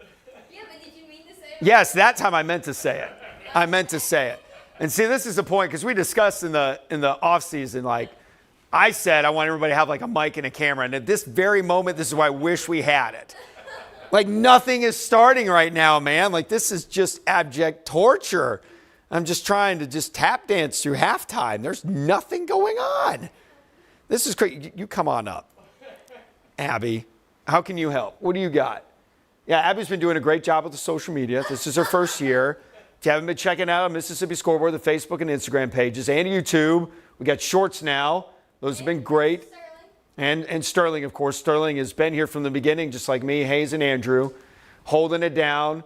We've got a new studio now in Flowood. We even got a sign out front, so we're legitimate. We have a golf simulator to my right. We're going to be using after the show. Going off the rails. You can put this monologue. You can post this. You can post this. Oh, yeah, this is just as great. I can't believe we're already halfway through the season. I'm going to be sad when it's over, man. But we got plenty of time left. Plenty of time left. With that being said, there's football. Thanks, guys. I appreciate it. Petal and Oak Grove are back. I'm looking at my monitor, and with it, behind it is the screen for the golf simulator. Think about a little bit of golf. We got a job to do. Just like all these other teams got a job to do. They got to finish it out strong. Week 7. We're back, baby. Petal and Oak Grove. Good boot from Haydell. This time, KJ Roberts from the goal line. Roberts out in the open field, 30, 35, 40. And once again, KJ Roberts continues to amaze with every opportunity on the kickoff return. Man, he is so dangerous back there when he gets that kickoff. We've seen him break a couple this year already, and another 2 or 3 set the Warriors up in great field position as he does right here. Good blocking by that return team. KJ Roberts just takes it to another level when he hits that stride. So good field position for the Warriors to begin the third quarter as they set up shop at the 44-yard line.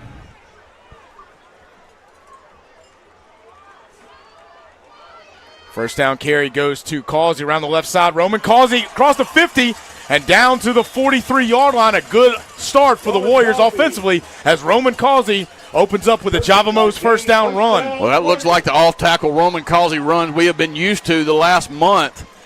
Again, we'll see if the adjustments by Coach Causey and his staff pay dividends here as the Warriors trailing by 7.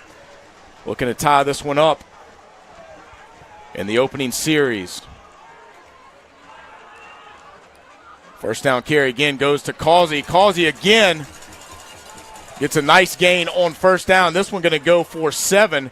I tell you what, Lance, looked like the Warriors got away. Probably could have been called for a hold. Wouldn't see it on the Glide Trailers instant replay. As I believe Malachi Travis got away with one there. Yeah, he reached out and kind of spun the defender around, but no call. Causey makes one man miss and still fighting for yards, but try to get back to the line of scrimmage, but he's going to lose 2 yards. Yeah, you get up in there against this defense, you've got to go north-south. Just too athletic up there up front for Petal. 3rd and 7 now for Oak Grove. Causey came out kind of shaking that left hand, took the glove off, may have jammed a finger.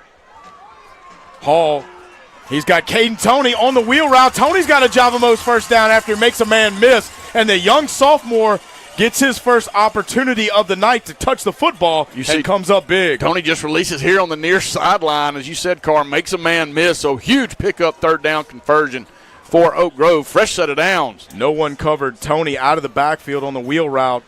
First down Warriors pick up a much-needed first down to keep the drive alive. Causey now back in the game, comes on the counter play, nothing doing again, caught from behind. Roman Causey with a carry. And again, Causey feeling pressure from behind. That's the Texas commit, Corey Wells. And of course, speaking about pressure from behind, Loss of 5. thank Dr. Bill Farmer and the GI Associates of Hattiesburg. Remind you, get your colonoscopy. Brad Bounds. Hall to put in the air on 2nd and long. He's got Chevy Williams wide open, and he just dropped it.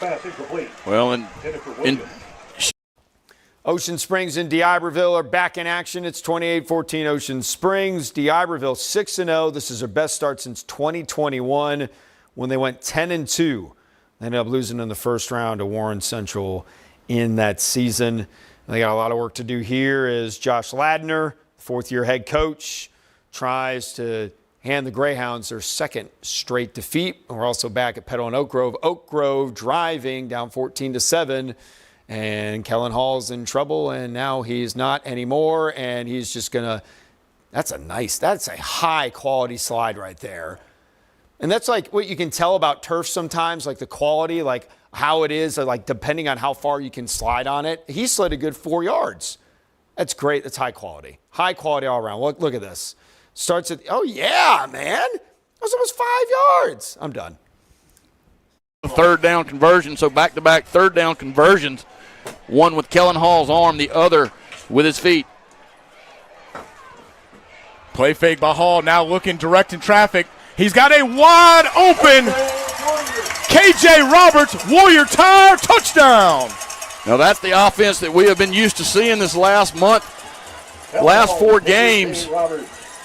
And again, Hall connects with Roberts for the Warrior Tire touchdown. Kellen doing a nice job directing traffic. He had Weary, Chevy, and Roberts all in the vicinity. But a good job of rolling Hall out of the pocket, getting him away from trouble. Cooper Miller on for the commercial stationary PAT. It is up, and it is true. So with 9:06 remaining. Okay, so Oak Grove scores. PAT good, 14-14. Jackson Prep tried an onside kick to start the second half. It failed. As you can see, Jackson Academy has the football up 10-7. as we start the third quarter. If the Raiders go back to the ground, they will, but before they're able to do anything. Into the end zone. Is that 70 yards? Chan Harvey. And guys, I know y'all couldn't see it, but number 6 held number 4 and tackled him. That's how he got to bounce outside. Yeah, I mean, he was wide open around the outside. Can you hear Sam talking? Okay. All right, I thought you were talking to yourself again. No.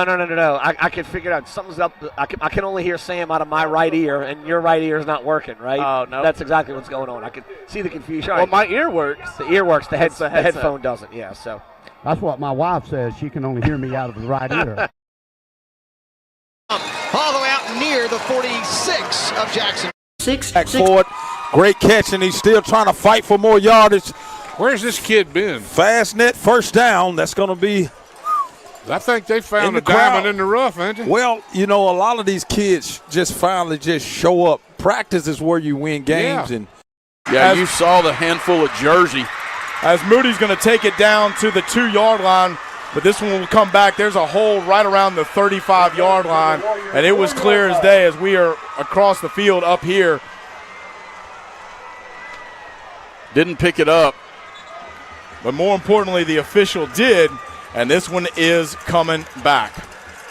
Yeah, it was obvious from all the way.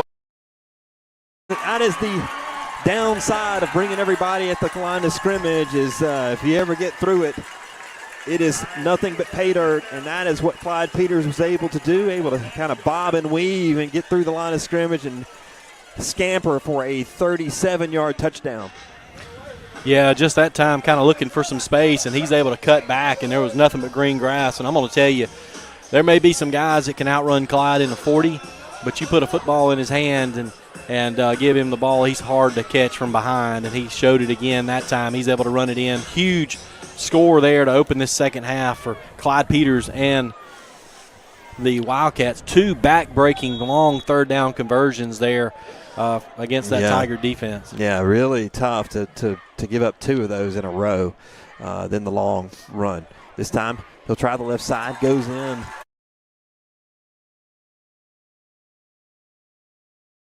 Again, explodes to the middle this time.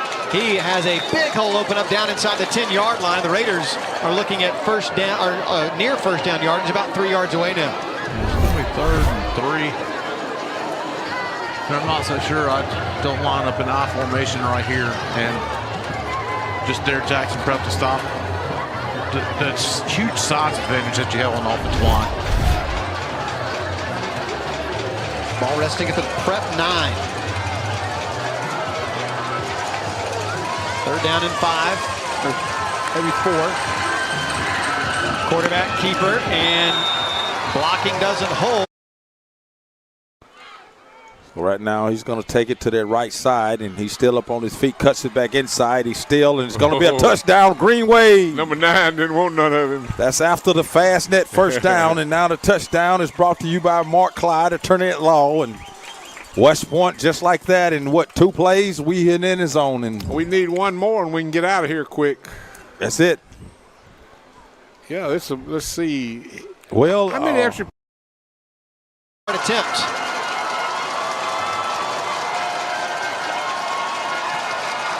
Gabe Barnett kicking from the right hash. Snap by Hudson. And they might have gotten a piece of that, or he just hooked it left. Couldn't tell. As Jackson Prep holds for the 2nd straight drive by the Raiders. It ends in a missed field goal. Really, really slow developing field goal attempt.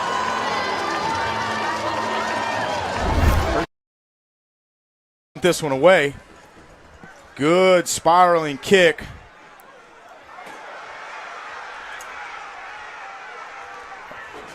That was touched by Petal right around the 16-yard line. So a good start for the Warriors on both sides of. Was left, throwing it down the seam and got behind his man. And boy, I don't know, Chris, what happened to us there, but we just let him go. Yeah, I'm not sure. That was way easy. Just a wide open throw down the sidelines. He goes, from the 36 all the way down to the 5, Jonathan Lowry, the safety, he's able to finally get over there and push him out of bounds, but not before they get it all the way down, I believe, is where they're going to mark it's the 5-yard line. Yeah, just a straight go route. And I don't know if we got looking inside to that inside receiver that they've thrown to a couple of times, but let him go, and he was wide open. And fortunate the Wildcats able to keep him out of the end zone. But first in goal now for the Tigers after one play. The defense now got to kind of buckle it up and try to make it difficult here for the Tigers. This time Davis will keep it himself, tries to go around the left side, spins out of a couple of tackles. They're going to say he's out of bounds. And I'm going to say, I'm like you, Chris, that's not really what he looks comfortable doing. Looks like he'd be pretty good at it, but not looking to take on too many big hits. Well, keep in mind, I think if what we've got on the roster is correct, he's a sophomore out there. Yeah. So he's got, he's still kind of feeling his way and has looked good at times tonight throwing the football. But just like you said, got pretty good wheels, but doesn't look like he's super comfortable out there running it. But good job there. Patrick Peters kind of strung him out, and I'm not sure exactly who came up and made the hit out of bounds or near the boundary to bring up a tackle for loss there. But that's a good first down play by this Wildcat defense. So they'll bring in Sammy Badon will be at the running back spot along with Broderick Peters, the big tight end. And Tigers thought about it a little too long and started running out of some time. They call it the tunnel line, and this is Anthony Lofton, and he is loose, and he's going to take it back for 6. Touchdown Chargers. You see the electricity in his legs, man. He gets in space. He just runs past people. You can see why he was so successful in the 200 meters and on the track. So Lofton puts a charge in the Southaven sideline with the kick return touchdown to start the second half. A little break down there. I'm sure Coach Jones, who 84. Yep, I've been looking for it. I love using the tight end. And Coach Fair loves that play. He rolls the quarterback to the right. Cotton back. Runs to the right. Everybody goes to the right. And then Fair or Palmer, whoever's on the right, they sneak back out to the left, and he's open. It's hard to cover that play. Hey, guys, I know we just get started right after halftime, but halftime for Lake Cumberland and South Panola, Lake Cumberland 14, South Panola 20 at halftime. That's right. Thank you, Mr. Marvin Perry, Cheesecakes. So Nethery kicks the extra PAT, brought the Jeremy Liggins take the direct snap and just stick his head down and try to move it forward. Picks up a couple, but is going to be stopped about the 6-yard line is Peters, and that is extra point for Grenada, good. 28-0 Grenada over Center Hill. Extra point for Southaven, good. But they're still down 30 points to Tupelo. It's 43-13. Now we have McComb facing a 3rd and goal against Columbia, down 30-7. They need all the points, and they need them in a hurry as we are just 2 quarters away from the end of this one. But they got to get some points. It's a lot to overcome against a very, very, very good Columbia team. So they'll bring Davis back in at QB. Badon will be to his left. Davis split out in the slot. Davis fakes it, throws the inside slide. Good That's going to be defense. knocked away. Nice defense there by the Wildcats to knock that one away. That'll bring up now 3rd and goal. Can't tell if that's going to be who that was over there on that coverage. If that's going to be, I think that was Newsom. Well, that was Christian Expos, actually. Yeah, nice. They're going to take it to the house. They're going to house it. Was it on a bounce or ricochet? Of course, we don't get a replay. That's going to be a personal penalty right there. They just going to the air, and a penalty. It's going to be a false start. It's going to back up the Tigers. Got Roberts around the middle of the field. So once again, Hall to KJ. Yeah, and it hadn't mattered if it is 5 or 6 yards off the line of scrimmage or 10 to 12 yards down the middle of the field. That has been the sweet spot tonight for Kellen Hall and his receivers. Roberts does a nice job on that reception, gets that one up to the 43 where it was marked. So much better and manageable 2nd and 7 now for Oak Grove. Him time to stand back there and survey the field. So the Tigers will line up looking to throw. is Davis. He'll move to his right, trying to direct some traffic. Throws low and going to be incomplete. Yeah, that one was a low throw, and Broderick Peters tried to make a go of it, but that one clearly hit the ground. Yeah, lobbying that he had it, but you could see it from here. He never came down with that catch. Ball popped out pretty quickly. Wildcats will take over 1st and 10 from the 10. So a big defensive stand there after giving up a big play to the Tigers on their first play from scrimmage. And, man, that's – backs and gun. Up. There is a flag. It's going to be ball. With pressure coming, there was TJ White. He dumps it off on the outlet to Oswald. He will not get the first down as he's ridden out of bounds just inside the Raider 45-yard line. Good job over there on that far sideline by Maury Jackson. I'm so sure if Coach Goodwin doesn't go for it here. I think that's just one of those plays. Hey, let's pick up what we can. I've already got a play ready. So now center heel comes set, ball snap, hands it off to number 12. Running back goes through that left side of the line. Gets 3 or 4 yards on the play, brings it up to the Charger 45-yard line. That's going to bring up a 2nd and 12. Now it's Jerry Henry getting in there and making a tackle. Right. Man, I saw number 81 get through there, man. He was right behind him. He just couldn't catch him. Yep, that's little. All right. That's Williams. I bet he's quick in there, that's for sure. So now center heel lines up again, ball snap. Quarterback looks left side, throwing it down the left sideline. This time. Almost had it. We almost intercepted that ball. Right. It came close. Yep. They came out gunning, man. We got 9 minutes and copy. I got another one. 9 minutes and 4 seconds left here in the third quarter. Grenada 28. Center Hill 0. 6:10 to go in the third quarter. 10-7. Jackson Academy leading Jackson Prep in the 61st meeting between these two crosstown rivals.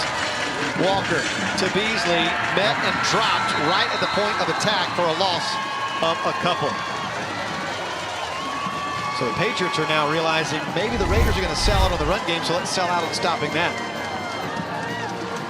Coach Nick Brewer, one of the best in the business when it comes to defensive schemes. Yeah, Nick, so good at his craft. Been doing it a long time. A loss of 3 by Beasley.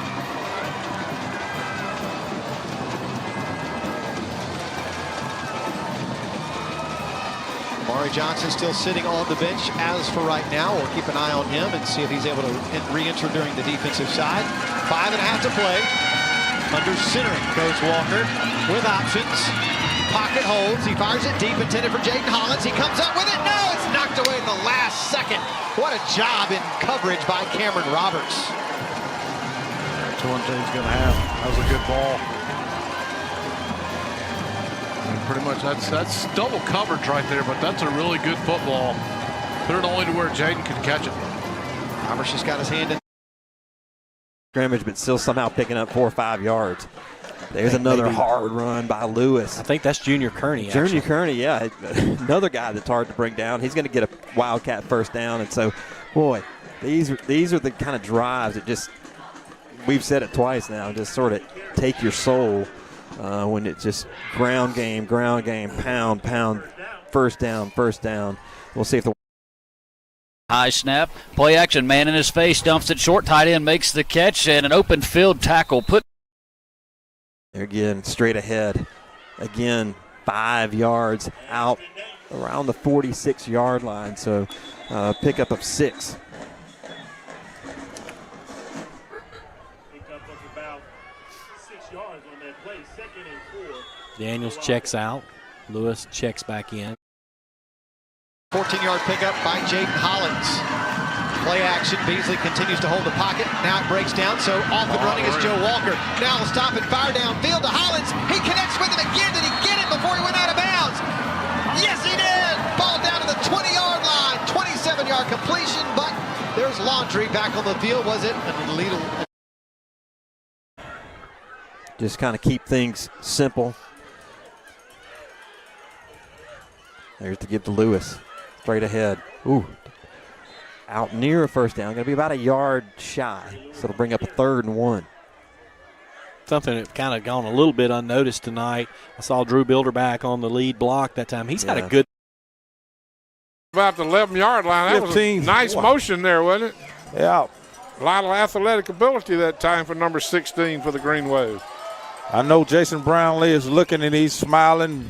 See his younger brother. Yeah, okay. Make a good catch and kind of resembling him down there making plays like that. And he's wearing his 16. They need to let big. The 12-yard line. And it looks like he is. Yeah, it looks like down. cramps with him as well. A good ball by Belton. Hit Moody in stride. And give credit. It's going to be the Jets going to take it to the right side. And I tell you what, he hit that whole run in that time. He took 13 to the party, didn't he, Jaden Strong? Left, looking down the middle, throwing it deep. He's wide open. There. And he's going to catch it. It's going to be a touchdown for them.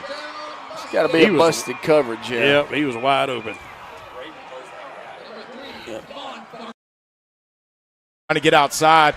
Warriors doing a nice job pushing Brown having to turn up the field and not letting him get outside the numbers. Yeah, Warriors did a good job, as Carl, you said, on the far side there, crashing down, forcing him to turn back in to Matt McDaniel. Going to bring up a 2nd and about 8. Ball will rest at the 10 of Oak Grove. Just under a minute here in the State Farm agent Jason Wesley third quarter. Play fake. Belton going to keep it himself. Quarterback counter. And that's going to be a Petal touchdown. Well, that was a quick swing there as Oak Grove had all the momentum. Drive it into Petal's territory. Turns it over on downs. And in 3 quick plays. Petal now back on top of this one.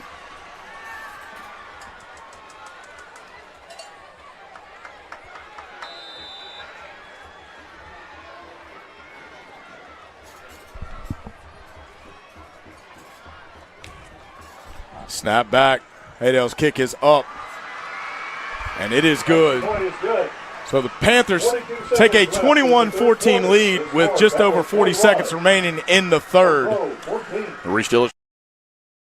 Cash. White will clap the hands. Give to Johnson between the tackles. Johnson not much room, but he will take it inside the 40 to the 39, a pickup of 3 yards. Big defensive linemen are going to close those holes quickly, and if not, they got really fast linebackers. So anything inside the tackles is going to be tough going again for the second half. 2nd down and 7. Johnson remains the back off the left hip. He'll get the call here, and he runs into a couple of jackets in the backfield. He's going to lose 3 yards on the play. The jacket to hit him was Christopher West. Yeah, he had nowhere to go on that one. In. We'll go to Waltman on the right side this time. He's looking for a little space, and he finds a small crease for a gain. They spot the football. Looks like it's a pickup of 2. So out ball's at the 35 now. Clock running, 45 seconds to go here in the third quarter. Wildcats get finally on the Tigers to jump one time. And, that's kind of funny. Did you see all the Tigers who pointed at the guy who jumped and looking at the all night? Let's wear him out. Chop in motion, left to right. Comes back this way, looking for some blockers, and gets lost down. Lanny gave a great block out here on the linebackers, guys. Nice pickup. Out. Okay, so at the same time, Center Hill got that touchdown. West Point got a touchdown on Pontotoc. It's now 43-13 West Point over Pontotoc. Center Hill, I believe it's 28-8. I can't really read the score. It is they got a 2-point conversion. So it's 28-8. Grenada still has a very healthy advantage. Prep and JA going back and forth. No one can really get anything going. It's still 10-7 JA. Oak Grove going downfield, deep pass attempt, no good. And now we're back at Germantown and Starkville. Germantown on the move, up 17-14. Pass looking left, loads up to the end zone. He's got Coleman at the 1. Touchdown, Germantown. Keyshawn Coleman from 21 yards out. There you go. Celebrate with your dad, young man. That's great. He's able to get down to the end zone, go see his dad. Great play right there, just a deep slant. King White's able to throw a rope, just nail him. Again, you're not going to nail Coleman in the numbers. He's going to get those hands out there and get after that ball, and he does a great job of just losing his defender. 30, the 20, the 10. He's in the end zone for a touchdown. No flags. Yeah. No flags. Boy, he broke out on that one. Yeah. Yep. You could see it. And when he got to the edge, he just kind of stayed with those blockers. He had another gear, made the didn't he? one guy miss, and he was gone. Hey, then he caught it on his shoulder running with it. Mike, you know who he reminds me of? Huh? Ja'Karius Williams. Who's that? That's who Curry reminds me of. Hey, Right. Yeah. For 14 on that blocking scheme, but Kamikaze comes through, man, just like a heat-seeking torpedo, man. Great play right there. Loss of 16 on the play. The thing is, you'd love to have an incompletion right here. Have prep punt from inside their own 20. Once again, give you a short field. Extra point good for Grenada. It is 35-8. Grenada over Center Hill. Southaven's in a bunch of trouble against Tupelo as Jackson Prep's got a 3rd and a million miles here against JA, and they're just going to run it out of bounds. Germantown got the extra point as well. It's 24-14 over Starkville. Upset brewing. I don't even know if you can call it an upset. I don't know. But Germantown, the home team, having success tonight against the Yellow Jackets as Ocean Springs just scores a touchdown. Let's see if we can get a replay trying to answer that D'Iberville score from earlier in the third quarter. Really needed to get some points to put a little separation, and that's exactly what they got. And that's very similar to the start of the second quarter, I believe it was, where Sullivan scored on the very first play from scrimmage. The point after is up, and it is good with 11 minutes and 53 seconds to play in the fourth quarter. Ocean Springs is now leading D'Iberville 35-. Coach Washington puts his defense back out there. They have been outstanding. A team that averages 35 points a ball game has 14. Here's the handoff around the right side. Running through tacklers and finally shoved out violently by Jaden Gross, but not before a gain of 13 yards by the running back in Torian Knox of the Jackets. Jackets do a good job of setting the edge right there on the right side of the line, and somebody got a hand on him, but you're not going to take Knox down with just a hand. You got to put shoulder pads on him to get him down. Clyde Peters will take the snap, give it to Daniels. He slides outside. He's got a pass and lays into a would-be tackler for the McComb Tigers, and hopefully he's okay, Chris. He's kind of down on the ground there. Gave a big lick. If he'd have kept it, so I'm glad he. I hadn't heard that in a long time. 2 days from Sunday. Yeah, he is 4th and 4 now. So. To the right and just fires it out of bounds. The defense was all over him. Coverage was fantastic, and the talented junior had no choice but to chunk it away. Yeah, when you turn around from doing that bootleg and all of a sudden Dylan Travis is standing. Back to the right side. He's going to hand it off to number 12. He goes through that left side. He's tackled. 3 for Walker. Now Beasley tries the middle. Beasley inside the red zone, down inside the 15-yard line. And that should move the chains again. Another first down for the Raiders.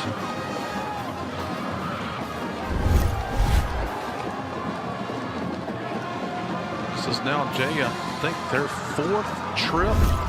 No, maybe 5th trip inside the Jackson Prep 20. But once again, Brian, only 10 points to show for it. 2 minutes to go in the third. Hollins in motion. It'll be a give up the middle. Very little room for Beasley to work with there near the 10. I believe they may have given him the 12.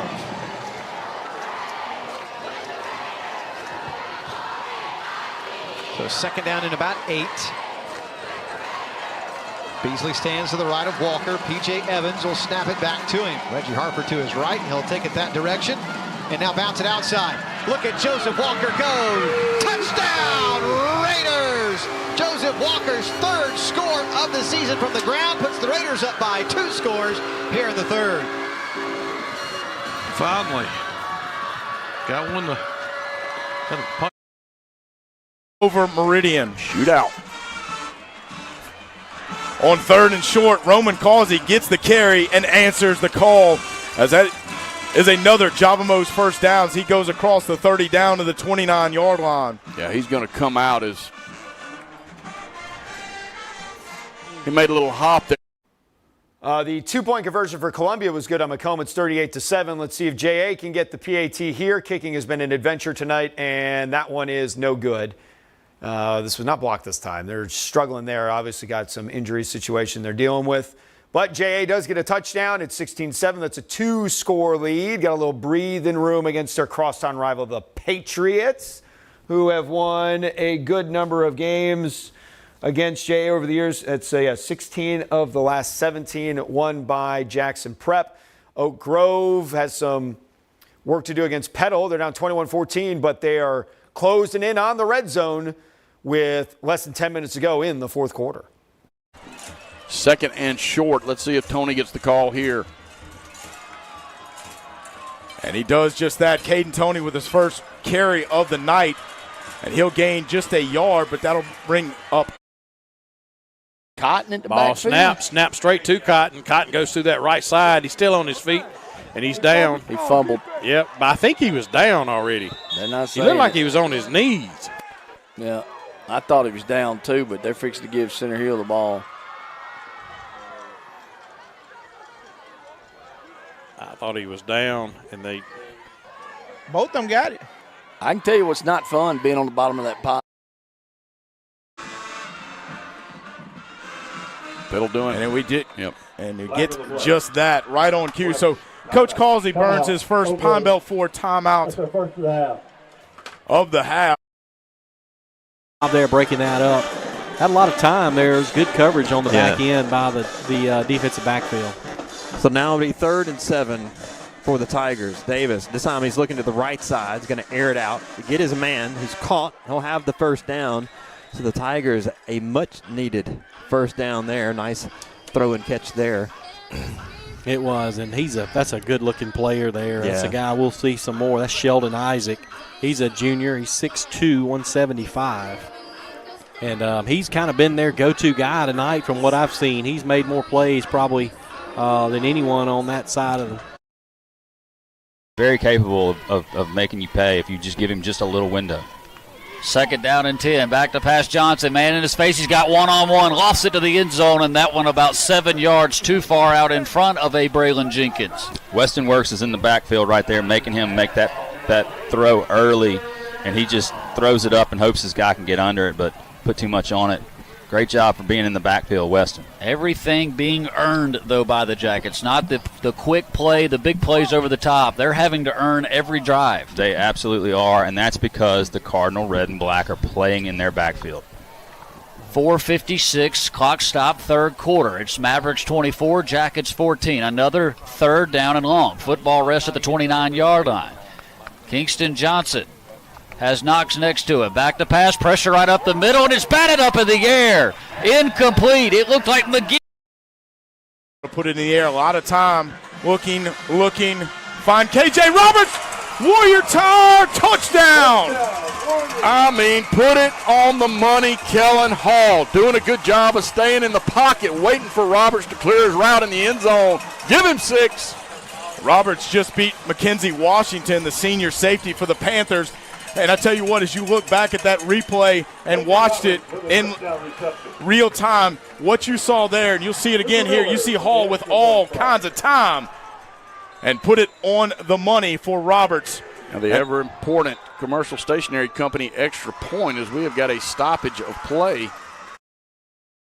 So right now, Center Hill's going to have one receiver both sides. Ball is 2nd and 10. Ball's going to be snapped, turns around, hands it to the running back. Yes, sir, Gillen. Yep, that's going to bring up 3rd and 10. That's Gillen and Noel right there. Noel told me that I don't say his name enough, and I said, well, son, all I got to do is give me $10. I'll say it as much as you want me to. Right. And he stopped me in the hall and said, I'm going to get you some money, coach.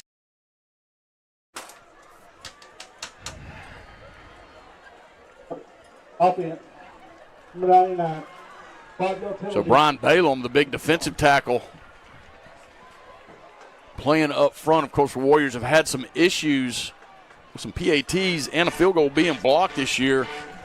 Some personnel changes up front, maybe some bigger bodies to stop that from happening. But so for the 5th time tonight, Warriors with a false start. Snap back, Millsap's got it down, kick is up, and it is true. So with 8.5 remaining in this one, Oak Grove ties it up. You can call it that, or you can just say, wow, I mean, what impressive catch. 1st and goal. There's the handoff, trying to find some running room, and will lunge ahead down to the 2-yard line. That's Torrey and Knox. They're hurrying to the line of scrimmage. Again, trying to catch the Mavs on their heels. 2nd and goal at the 2. Johnson, a give. Nope, he'll fake it. Keeper around the left side, and he's going to be body slammed at the 1-yard line. Dylan Travis will take him down on the quarterback keep by Kingston Johnson. It's 3rd and goal from the 1. And they're not letting up, man. They're just getting right back on the ball, going after it again. They're going to keep pounding the middle. Johnson, give to Knox. Knox will squirm towards the goal line. Did he get in? And the football's out. The football has come out. They throw the marker. The Mavericks have the football. Wow. Another goal line stand, the 2nd one tonight for the Cardinal red and black. Unbelievable. I mean, just the fact that they were able to make that play at the goal line. It looked like a stand right there anyway, but then they come out of that scrum with the ball. What a momentum shift right here. That is the 2nd time the stone wall has stood tall for the Mavericks right at the 1-foot line. And Germantown will have the 1st and 10.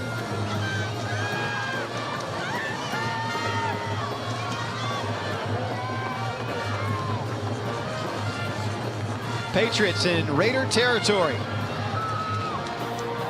A little delayed handoff, and Oswald had nowhere to go except backwards. 3rd quarter. He'll fake it on the give to Johnson. Keeper around the left side. King White's got a 1st down, trying to stiff arm Jackets down the field. A 1st down all the way down. Final score, Tupelo 43, Southaven 20. Tupelo improves to 6-1. They win their region opener in 7A. Region 1, they're at Hernando next week. Southaven, oh, I got the schedules wrong. Anyway, Tupelo wins, and Southaven loses 43-20. Get the schedule figured out. I wrote it down in the same spot twice, so it could have, I don't know who's where. We'll figure it out. So that was a big play for Germantown, getting the fumble at the goal line against Starkville. Tough break for Starkville. Here's Jackson Prep. They had 2 guys in the same spot. That's not ideal, especially when you're down 2 scores and you're facing now 3rd and 15. We have Ocean Springs getting a drive together against D'Iberville. They're up 35-21, trying to put that one away. Grenada also working on putting Center Hill away. They're up big there. Nothing but green turf out in front, and he forgot to catch the football. Nobody had a chance to catch him if he pulls it in. Yeah, man, Mikey Johnson. Pessery has protection, fires down the seam where the Raiders have struggled covering tonight. This time there are no hankies on the field, and the Raiders hold on 3rd down. Intended for 8. Quarterback counter by Belton. Yeah, I think he's going to be just short. Belton, the ball carrier. The line of the game was the 45. Looks like they've spotted it on the 45. Yeah, so he's going to get it. So fresh set it down for Petal. That's a Panther 1st down. Clock continues to run. 7:06 here in the Keith Livermore Insurance Agency 4th quarter.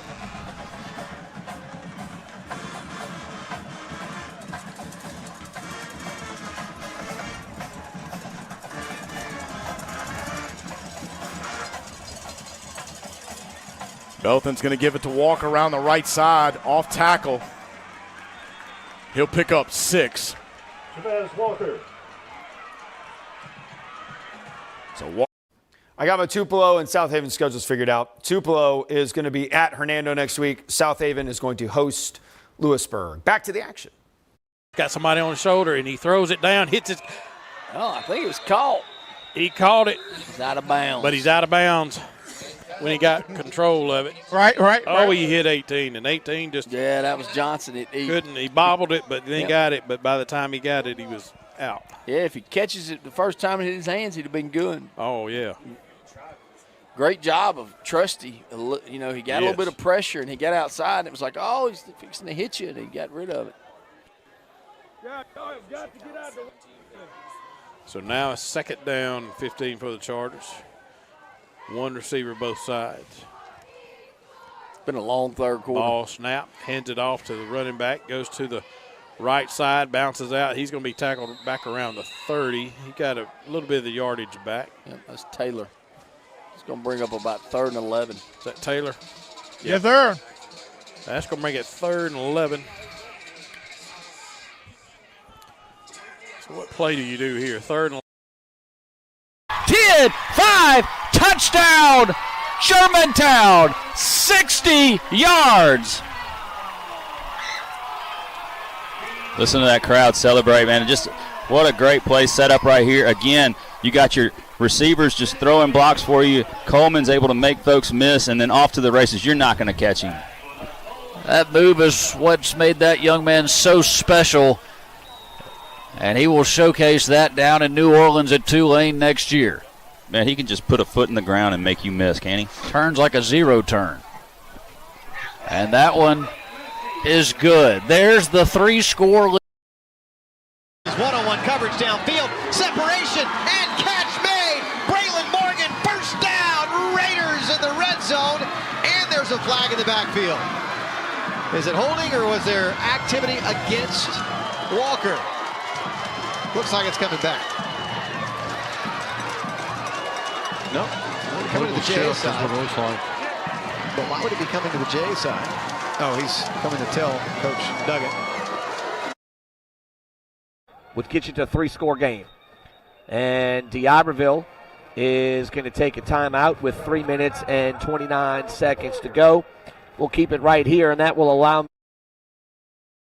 Belton to put it in the air. Little tunnel screen. Petal's got the first down and more. And a name we have not called all night long is Malcolm Fournette. And Fournette comes through on 3rd and long for a first down. First down, Panthers. And once again, poor tackling by the Warriors in the secondary allows for additional yards after the catch. We've got a meeting of the officials here. It looks like we may have a flag on the play. Never saw one. Did you see one, Rico? Did y'all see a flag? Down here? There's no foul on the foot. The ball in the backfield. Right receiver was on the line. So we had a flag here on the near side. I was looking on the far side. Gets it. It's going to be a high we got punt. a flag. And it's going to hit. Down. And we're going to fall on it.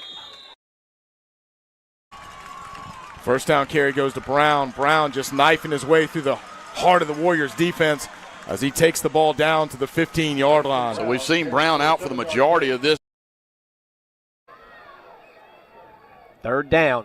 Chopper takes the snap, tries the left side. He's near the end zone.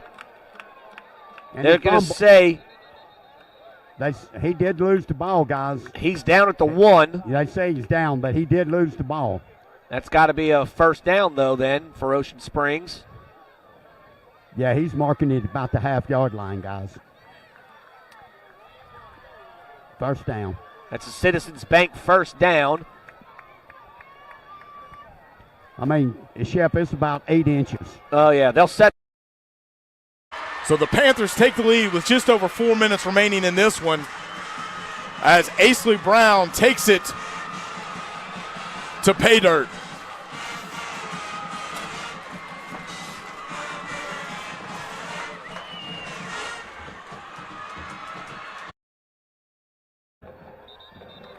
And I think the Hounds are going to take a timeout. Coach Bramlett.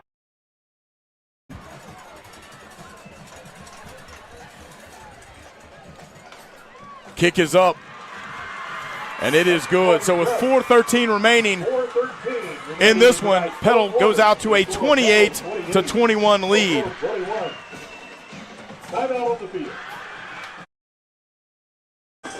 So seeding is huge because if you finish 1, 2, and 3 are on the other side of the bracket. You may still have to see one of them, but it'd be South State before you did. You really want to try to finish in that one spot and stay away from one of these other two teams. Yeah, no doubt. That was a big part of tonight.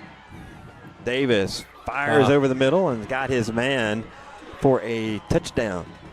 That's going to be Isaac on the 9-yard touchdown pass. So they moved it right down the field that time, Drew. Yeah, they did. 3:09 left. The Tigers pick up another touchdown. With 4:13 to go in the fourth quarter, those scores brought to you by Lemon Moeller Insurance. Back to live action. It's a handoff to Solomon Baggett. He needs about 10 inches is what Sam said, and he's into the end zone for a touchdown. His fourth of the night for number 13.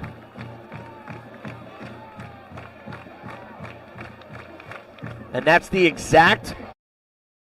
Now, and Jackson Academy takes possession back over. It's not the worst thing that could happen for Jackson Prep. It's pretty much like a short punt. So, but great job by Baird playing center field back there.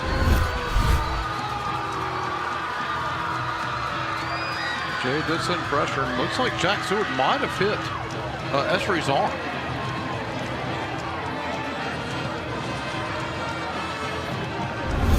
Raiders will have possession of the football.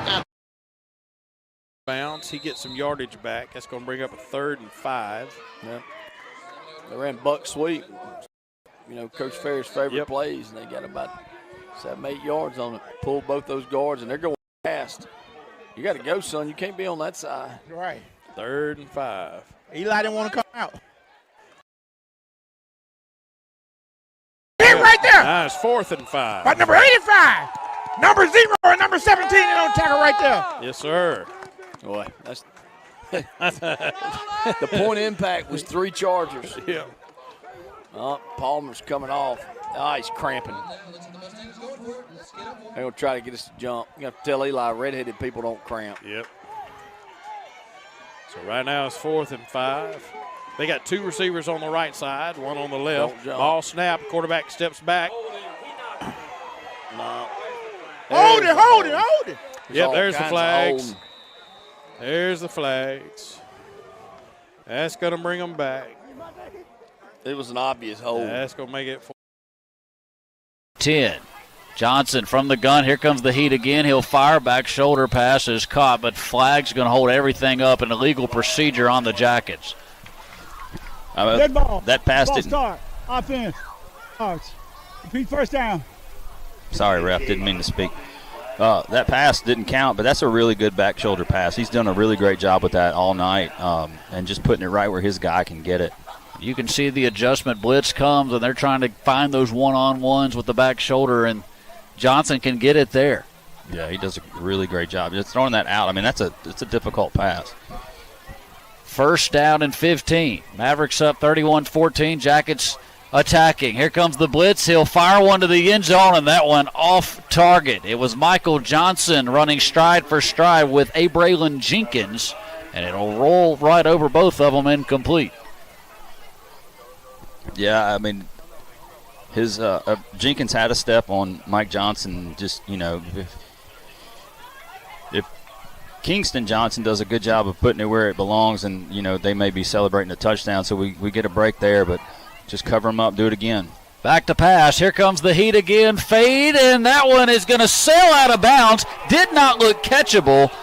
It was defended well by Solomon Cameron of the Mavericks, and they're going to say that there was too much going on between those two. Mavericks going to draw a flag. Coach Mitchell can't believe it. That ball was not catchable. Yeah, I think he just was able to get his point across, and the line judge over here agrees with him. They're going to wave that one off. Chaden Walker was the intended wideout. He's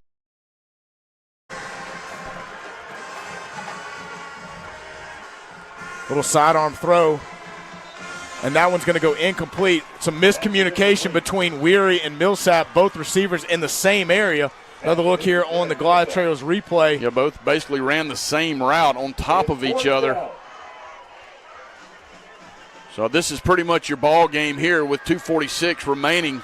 And I feel like Werre ran the wrong route. Should have been a go route, clearing out the defender for Millsap. So 4th and a long 3 now for Oak Grove. Hall feeling some pressure. Eyes down the field. Everybody covered. That one's going to go incomplete. Time towards the right sideline, and he is just going to eat it in a late. Separates, turns, makes the grab, and that's a first down for the Raiders. 1st and goal. Oh, there's also a flag. It might be interference here on the Patriots of Goodman. So the catcher. Well, and here's the thing, you know, in the NFL you have to complete the catch through, and so in the college ranks as well. I don't know if that's the rule in high school, just because how do you determine that without replay?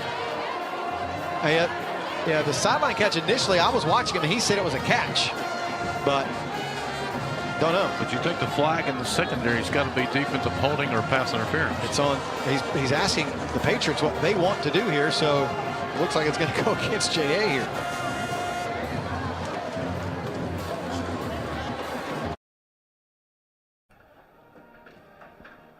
Wiley going to throw it again. Plenty of time. Hounds only sending 3. And he's going to pull it down and keep it. And he'll step out of bounds. And a shove there from the D'Iberville offensive lineman. Of course, he's getting baited, Sam. I will say that. Yeah, the sophomore got up and pointed at the scoreboard. Yeah. And 50 didn't like that too much, so he just kind of shoved him back. That's the way you deal with it. For yourself. Of course, we didn't see it from that angle. It was a phenomenal catch as he bounced and landed out of bounds. Well, there's a right call on the no catch. At least I think it's a no catch. I'm not sure. Same place, that one. Oh, come on. It's just 2 guys. I mean, well, he's got his hands on B.J. Lee just as much as the other way.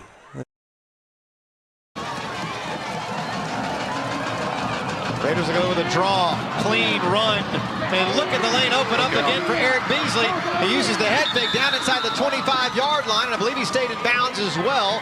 And the Raiders are going to have a very, very manageable idea here on 4th down. And we're another just final. West about Point to see 50, a steady dose Pontotoc 13. West Point remains undefeated. They're 6-0. They're going to host Lafayette next week, while Pontotoc is going to be at Caledonia as the Pontotoc Warriors fall to 3-3 on the season. Here's Petal. Petal holding on to a 28-21 lead at Oak Grove. 2.5 minutes to go on that one. Oak Grove's got to get it back. They're cooked. Back to JA, up 16-7 on prep. 4th and 4 for the Raiders. And it's high, and Fletcher Cox couldn't quite bring it through his fingertips, and the Raiders will turn it over on downs. Great play call. Tough break there for JA. The throwback by Walker with pressure coming. And just a little too early on the jump, maybe it looked like, by Fletcher Cox. And JA will give it back with 2:32 to go. Now the defense has to stand strong. Rewatching the film on the offensive side of things will not be a lot of fun this weekend. I mean, you've amassed over 450 yards, but only 16 points to show for it. Got to learn to finish drives. Pressure comes. Here comes Albert White. TJ's going to get there again for another quarterback. Another final. Ocean Springs 42, D'Iberville 21. So Ocean Springs shakes off the loss to Gulfport and improves to 6-1 on the season. They are going to be, what is next week? They're off next week. Yeah, that's right. With the realignment and everything, the bye weeks are not what they used to be. Their next game is on the 24th at West Harrison. Meanwhile, D'Iberville is going to be at St. Martin, who is losing to Gulfport this evening. Here is Columbia and McComb. McComb, after that big win against Poplarville last week, that Columbia defense has just been something fierce. They've had many opportunities in the red zone, and the Wildcats have shut them down. And it looks like they may have shut them down for, okay, there's about a minute left. I was about to say. The clock does funny things on that ticker. Anyway, this one almost over. Columbia in control of 38-14. Peters is about to run over some poor soul out there, and unfortunately for him, it was Trey Lewis who. 15, 10, touchdown, good guys, 51 yards, Nye Johnson. Foot on the gas. That's it, man. And he just does it's a delayed read run, and it just off tackle left, and man, once he gets in the open space, you're not gonna touch him.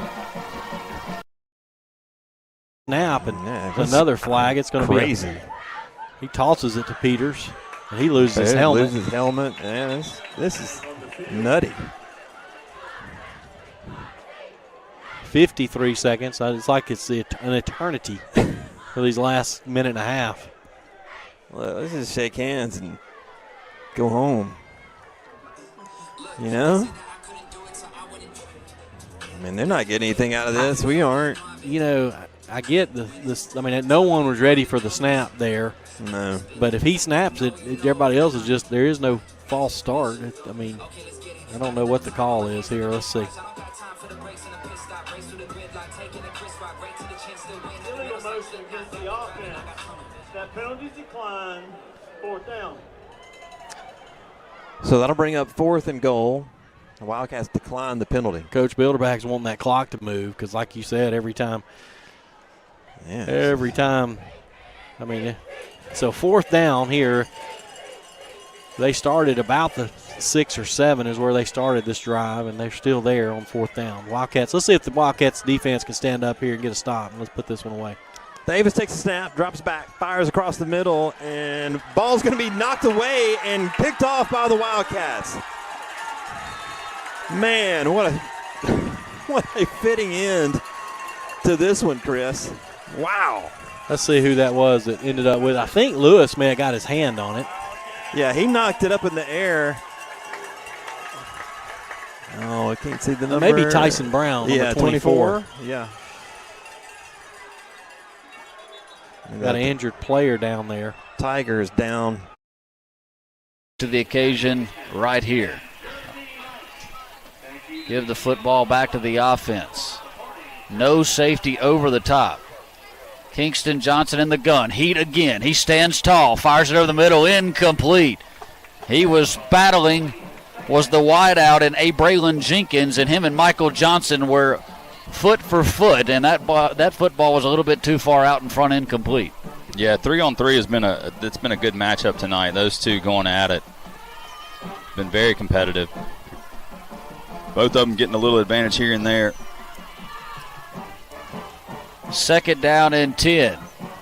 10:34 to go. Mavericks up 17. High snap again. Johnson sees the pressure coming. He'll roll to the left. He'll load up. He'll spin one deep down the field. He's got a jacket there and a great push right as the football got there. Michael Johnson broke it up as Jenkins. So the Panthers showing little man free look. We'll cover 3. Hall under duress, looking down the field, going to throw it out of bounds. Chevy Williams, the closest intended receiver. Clock stops at 37 seconds. He had Causey open early in the flats on the far side, just kind of like what we saw here on the near side in the previous play. The man responsible for coverage for Causey was probably about 15 yards away from him. So 2nd and 10 now for Oak Grove. 7 seconds ticked off there, 37 left. Quarters coverage on the back end. Causey on the check down. Roman trying to get out of bounds. We'll see.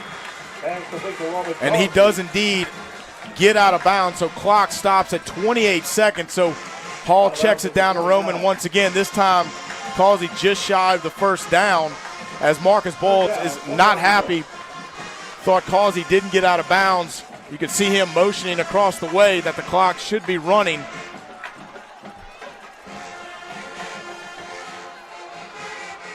Hall once again is going to check it down to Causey, and this time doesn't get out of bounds. Yeah, they're going to call it an incomplete pass, so the clock is going to stop, which is probably a good thing for Oak Grove, but Roman took a shot on the knee. So Caraway will enter the ball game now. Tony had come in for Causey, but Oak Grove will go with an empty 5-wide personnel with 21 seconds and 4th down. Well, here you got to just worry about getting the first down. Maybe spike it after if you stay in bounds and go to the end zone, but you don't get the first down, nothing else matters.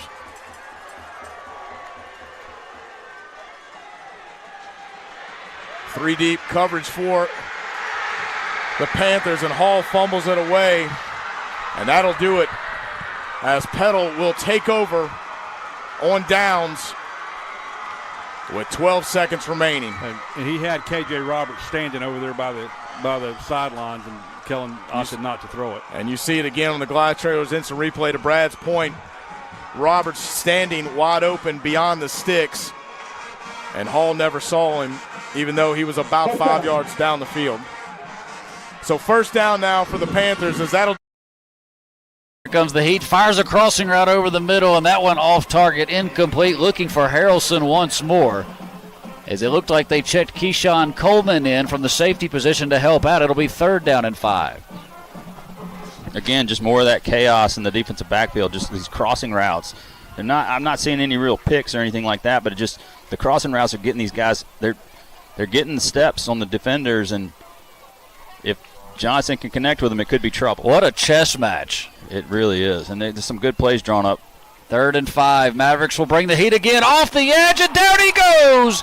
Germantown's Weston Wirtz all over Kingston Johnson in a huge loss. Wirtz comes from that star position, just coming on that blitz. His back there is just him and Johnson. He's going to make that play. He does a really great job of just bottling him up, bringing him down. Weston Wirtz has been showing out all season, man. He's a great talent for that Maverick defense. 4th down and 13. They've got to take it near the 11-yard line. Johnson tries to survey the defense as they have been after him all night with numbers, and they're going to bring numbers again. Johnson back to pass. He'll throw the fade, and the pass is caught over the defender, and it's in for a touchdown. An incredible grab by Chaden Walker. It looked like maybe a little bit of offensive roughhousing, but no flag is thrown. Yeah, he was slinging Aaron Farrell around by the shoulder. All right, we got some finals to report here. First, we got Columbia beating McComb 38-14. Columbia is 7-0 on the season, and that's just a good win for the Wildcats. They got some impressive wins on their resume. They got Hartfield to start the year. They've got Petal, who just beat Oak Grove. We're going to talk about that in a second. Not only did they beat Petal, they beat them bad. They beat them 32-7. This Columbia team is nasty. Meanwhile, McComb, who beat defending 4A champ Poplarville last week 35-34, suffers its first loss of the season. They are going to be at Lawrence County next week. Jackson Academy beat Jackson Prep tonight. That is their first win over Jackson Prep since 2020 and their second win against Prep since 2013. Prep had won 16 of the last 17 meetings in that series. Jackson Prep is going to be hosting Copiah Academy next week, while Jackson Academy is going to be hosting Madison St. Joseph. And then Ocean Springs beat D'Iberville. I think I talked about them already. Gulfport beat St. Martin 40-0, so they follow up that win over Ocean Springs with a dominating win against the Yellow Jackets. St. Martin is going to host D'Iberville, who Ocean Springs beat, next week. We got an onside kick coming. I'm almost done talking. And the Gulfport is going to be at West Harrison. I feel like that's all the finals that I had since we last talked about scores. Let's go to the onside kick for Starkville, who just had a 4th and 13 touchdown to get within 10. Relaying something to the kicker. So something tricky's got to be coming. And they will kick it short. And that will be Coleman. Coleman finds a seam. There he goes. Coleman gonna go to the house. Wrong man to kick it to at the wrong time. Touchdown Ponies. I mean, wow, yeah, that's called pooch kick backfire. What a great job of just finding daylight, able to just cut right through those defenders and then just run on down the field. We were talking at the break about, maybe some possession, maybe slowing the game down a little bit, maybe, holding on to the ball, but dang it, if you're going to score. So we saw a 99-yard touchdown earlier this season, but I think that's cooler than that. Onside kick return for a touchdown. It is Germantown's night against Starkville. We were talking about Petal earlier, who lost to Columbia earlier this year badly. Well, now Petal just beat Oak Grove 28-21. Oak Grove had won 8 of the last 9 games in that series. That was Petal's first win over Oak Grove since October 4th, 2019. So Petal with a huge victory in their region opener. They're going to be at Brandon next week, who is off. Meanwhile, Oak Grove is going to be at Meridian. So we got 2 games left. We got Starkville and Germantown, and we have Grenada and Center Hill. This one should be ending soon, and it is a resounding Grenada victory after they lost to Oxford last week. Grenada 6A playing 7A Oxford. So let's hang out here. Not sure on the time situation, but we got to be getting close to done here at Center Hill. We got a flag on the play. False start on Grenada. Hey, guys, I'm down here on the sideline with a whole bunch of cheerleaders. If you would, give me your name and what grade you're in. Emma Roger, 10th grade. Olivia Mitchell, freshman. Tayana Amos, 10th grade. Sophie Hobson, 10th grade. Leah Makeumson, 11th grade. And this your boy, Big Mike Smith, 12th grade right here live. So now Grenada comes sets, 3rd down and 14. 2 receivers right. Ball snap. Smith steps back, throws it. Oh, throws it a little low. Had a guy over here open.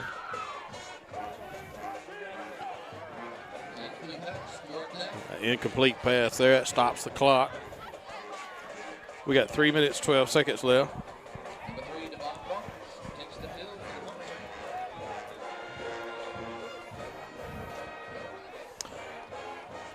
And right now, score still 42-11. Grenada over Center Hill.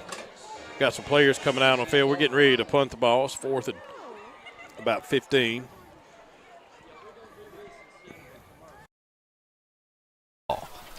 That would be a big one. They haven't beaten them in 10 years. Back to pass Johnson here. He's in trouble. Gross giving chase. He'll just fire it into the bench. They have been all over number 2 tonight. Yeah. The coach is out there pleading his case for grounding, saying that ball didn't get past the line of scrimmage, but it looks like it probably did. The Whippets over there in Kosciuszko, I mean, Louisville is a powerhouse. That's good for them if they can hold on.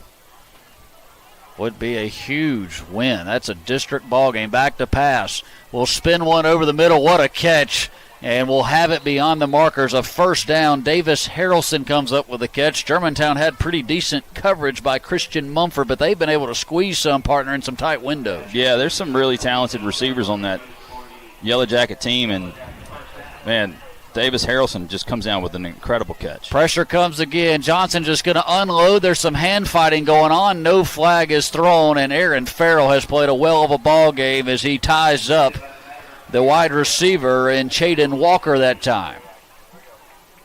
Yeah, Farrell does a good job of just keeping his hands off the defender, using his body, running that guy out of bounds, and well done. Don't forget, folks, next week we are on the road. It does not get any easier as we will head to Oxford. Coach Chris Cutcliffe and a very good football team up there. The safety, he's nowhere to be found. Everybody on the line of scrimmage, they're just coming after Johnson. He'll roll to the right and just get rid of it. Had a wide receiver that flew back towards the football but never had a shot at it. Was the intended wideout on that right side, and Davis Harrelson, it's 3rd and long. Look at this defense. They're not hiding anything. They're really not, man. They're sending the house and playing man on the edges, and it's just impressive. We've got some really good defensive backs doing really good jobs against some very talented wide receivers right there. But, man, the line and the linebackers are just giving Johnson heck. This is that old bear front. 3rd down and 10. They'll spin one over the middle, and it's incomplete. Michael Johnson in coverage with a Braylon Jenkins, and it will sail out in front and hit the turf. It's 4th down. Michael Johnson does a really good job of hooking that hip and getting that hand up there and just doing a really good job of keeping that receiver from making that. Woo, man, that'd be awesome. Right, I'm losing a little weight. I need to get back to my wintertime cover. I got you, man. I got you. So right here, Center Hill's going to have 2 receivers on the left side. This time ball snapped. Hands it off to number 8 running back for them. He goes around that right side, gets around the corner a little bit. He's going to be stopped. That's going to bring up 3rd down and about 4, maybe 5. Yep, it'll be 3rd and 5 for Center Hill. Yeah, it's good. Games like this are good for your team. Everybody's getting out there and getting a chance to play. Yep. You know, and that's always good. Hey, Coach Chick. Hey. I'm down here with number 18, man. Coach, hey, man. Number 18. You had one over there in the corner, man. What happened, man? I don't know. Huh? I don't know. Hey, you was ready for it, though, right? Yes, sir. Hey, man, have you enjoyed the season? Yes, sir. All right, what's your plans for the future, man? I don't drop.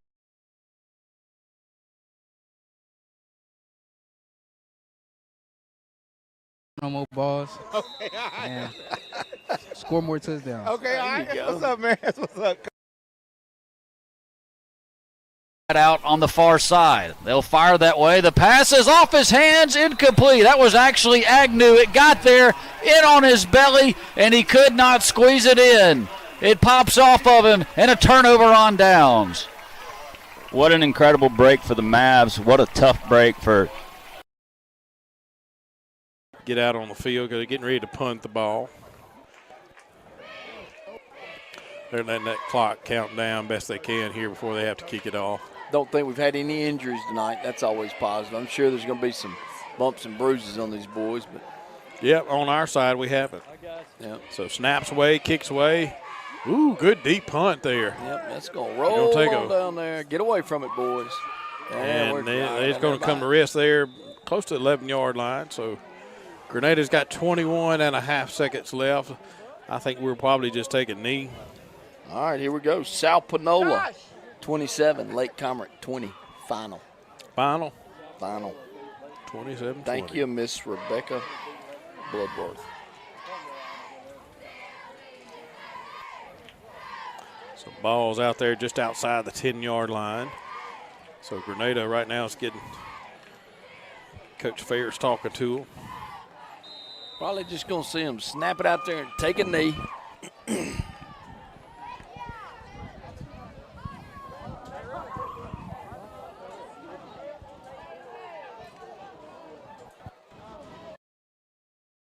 Keep ticking. 7:05 left in the State Farm agent Steve Higginbotham fourth quarter. 2nd and 13. There's the give inside. Lawson Branson pulling jackets down the field. He'll finally be stood up near the 26-yard line and driven backwards. But he'll have a pickup of 5 yards. But that clock is eating itself up right now, inside 7 minutes. The Mavs can feel it. They're starting to do a little bit of celebrating on the opposite side of the ball right now, man. And just what a good position to put yourself in. So 3rd down and 8. Mavericks would love to get this 1-0 start in District 2 7A. All right, we have another final. As you can see, Grenada beats Center Hill 42-11. So Grenada is going to rebound from the loss to Oxford last week, and they are going to be back home next week against Olive Branch. Meanwhile, Center Hill will be hosting, they'll be on the road against Lake Cormorant. Croissant? We had a discussion about this earlier. Couldn't land on the enunciation or pronunciation. I thought it was Cormorant, but I could be wrong. Anyway, so that's going to do it for us tonight here on Mississippi Scoreboard Friday Night Live, presented by Performance Therapy. Before we go, we're going to look at the picks one more time to see how not so great I did. Let's see, I got McComb wrong. I was told I went 6-3, and I'm no longer tied for first. Hayes, our fearless leader, is now the leader of the staff pick'em. I'll be now waiting to watch what he picks from now on instead of what everybody else was doing with me. Anyway, so that's how it shook out. Had another great night. A lot of good games. Congrats to our winners. We're looking forward to week 8 for everybody here at Mississippi Scoreboard. I'm TJ Werre. Thank you for watching Mississippi Scoreboard Friday Night Live, presented by Performance Therapy. Once again, thanks to Roosters and Bezos for the pregame meal. Go check out their combined location in Flowood. We will see you next week. Have a great night.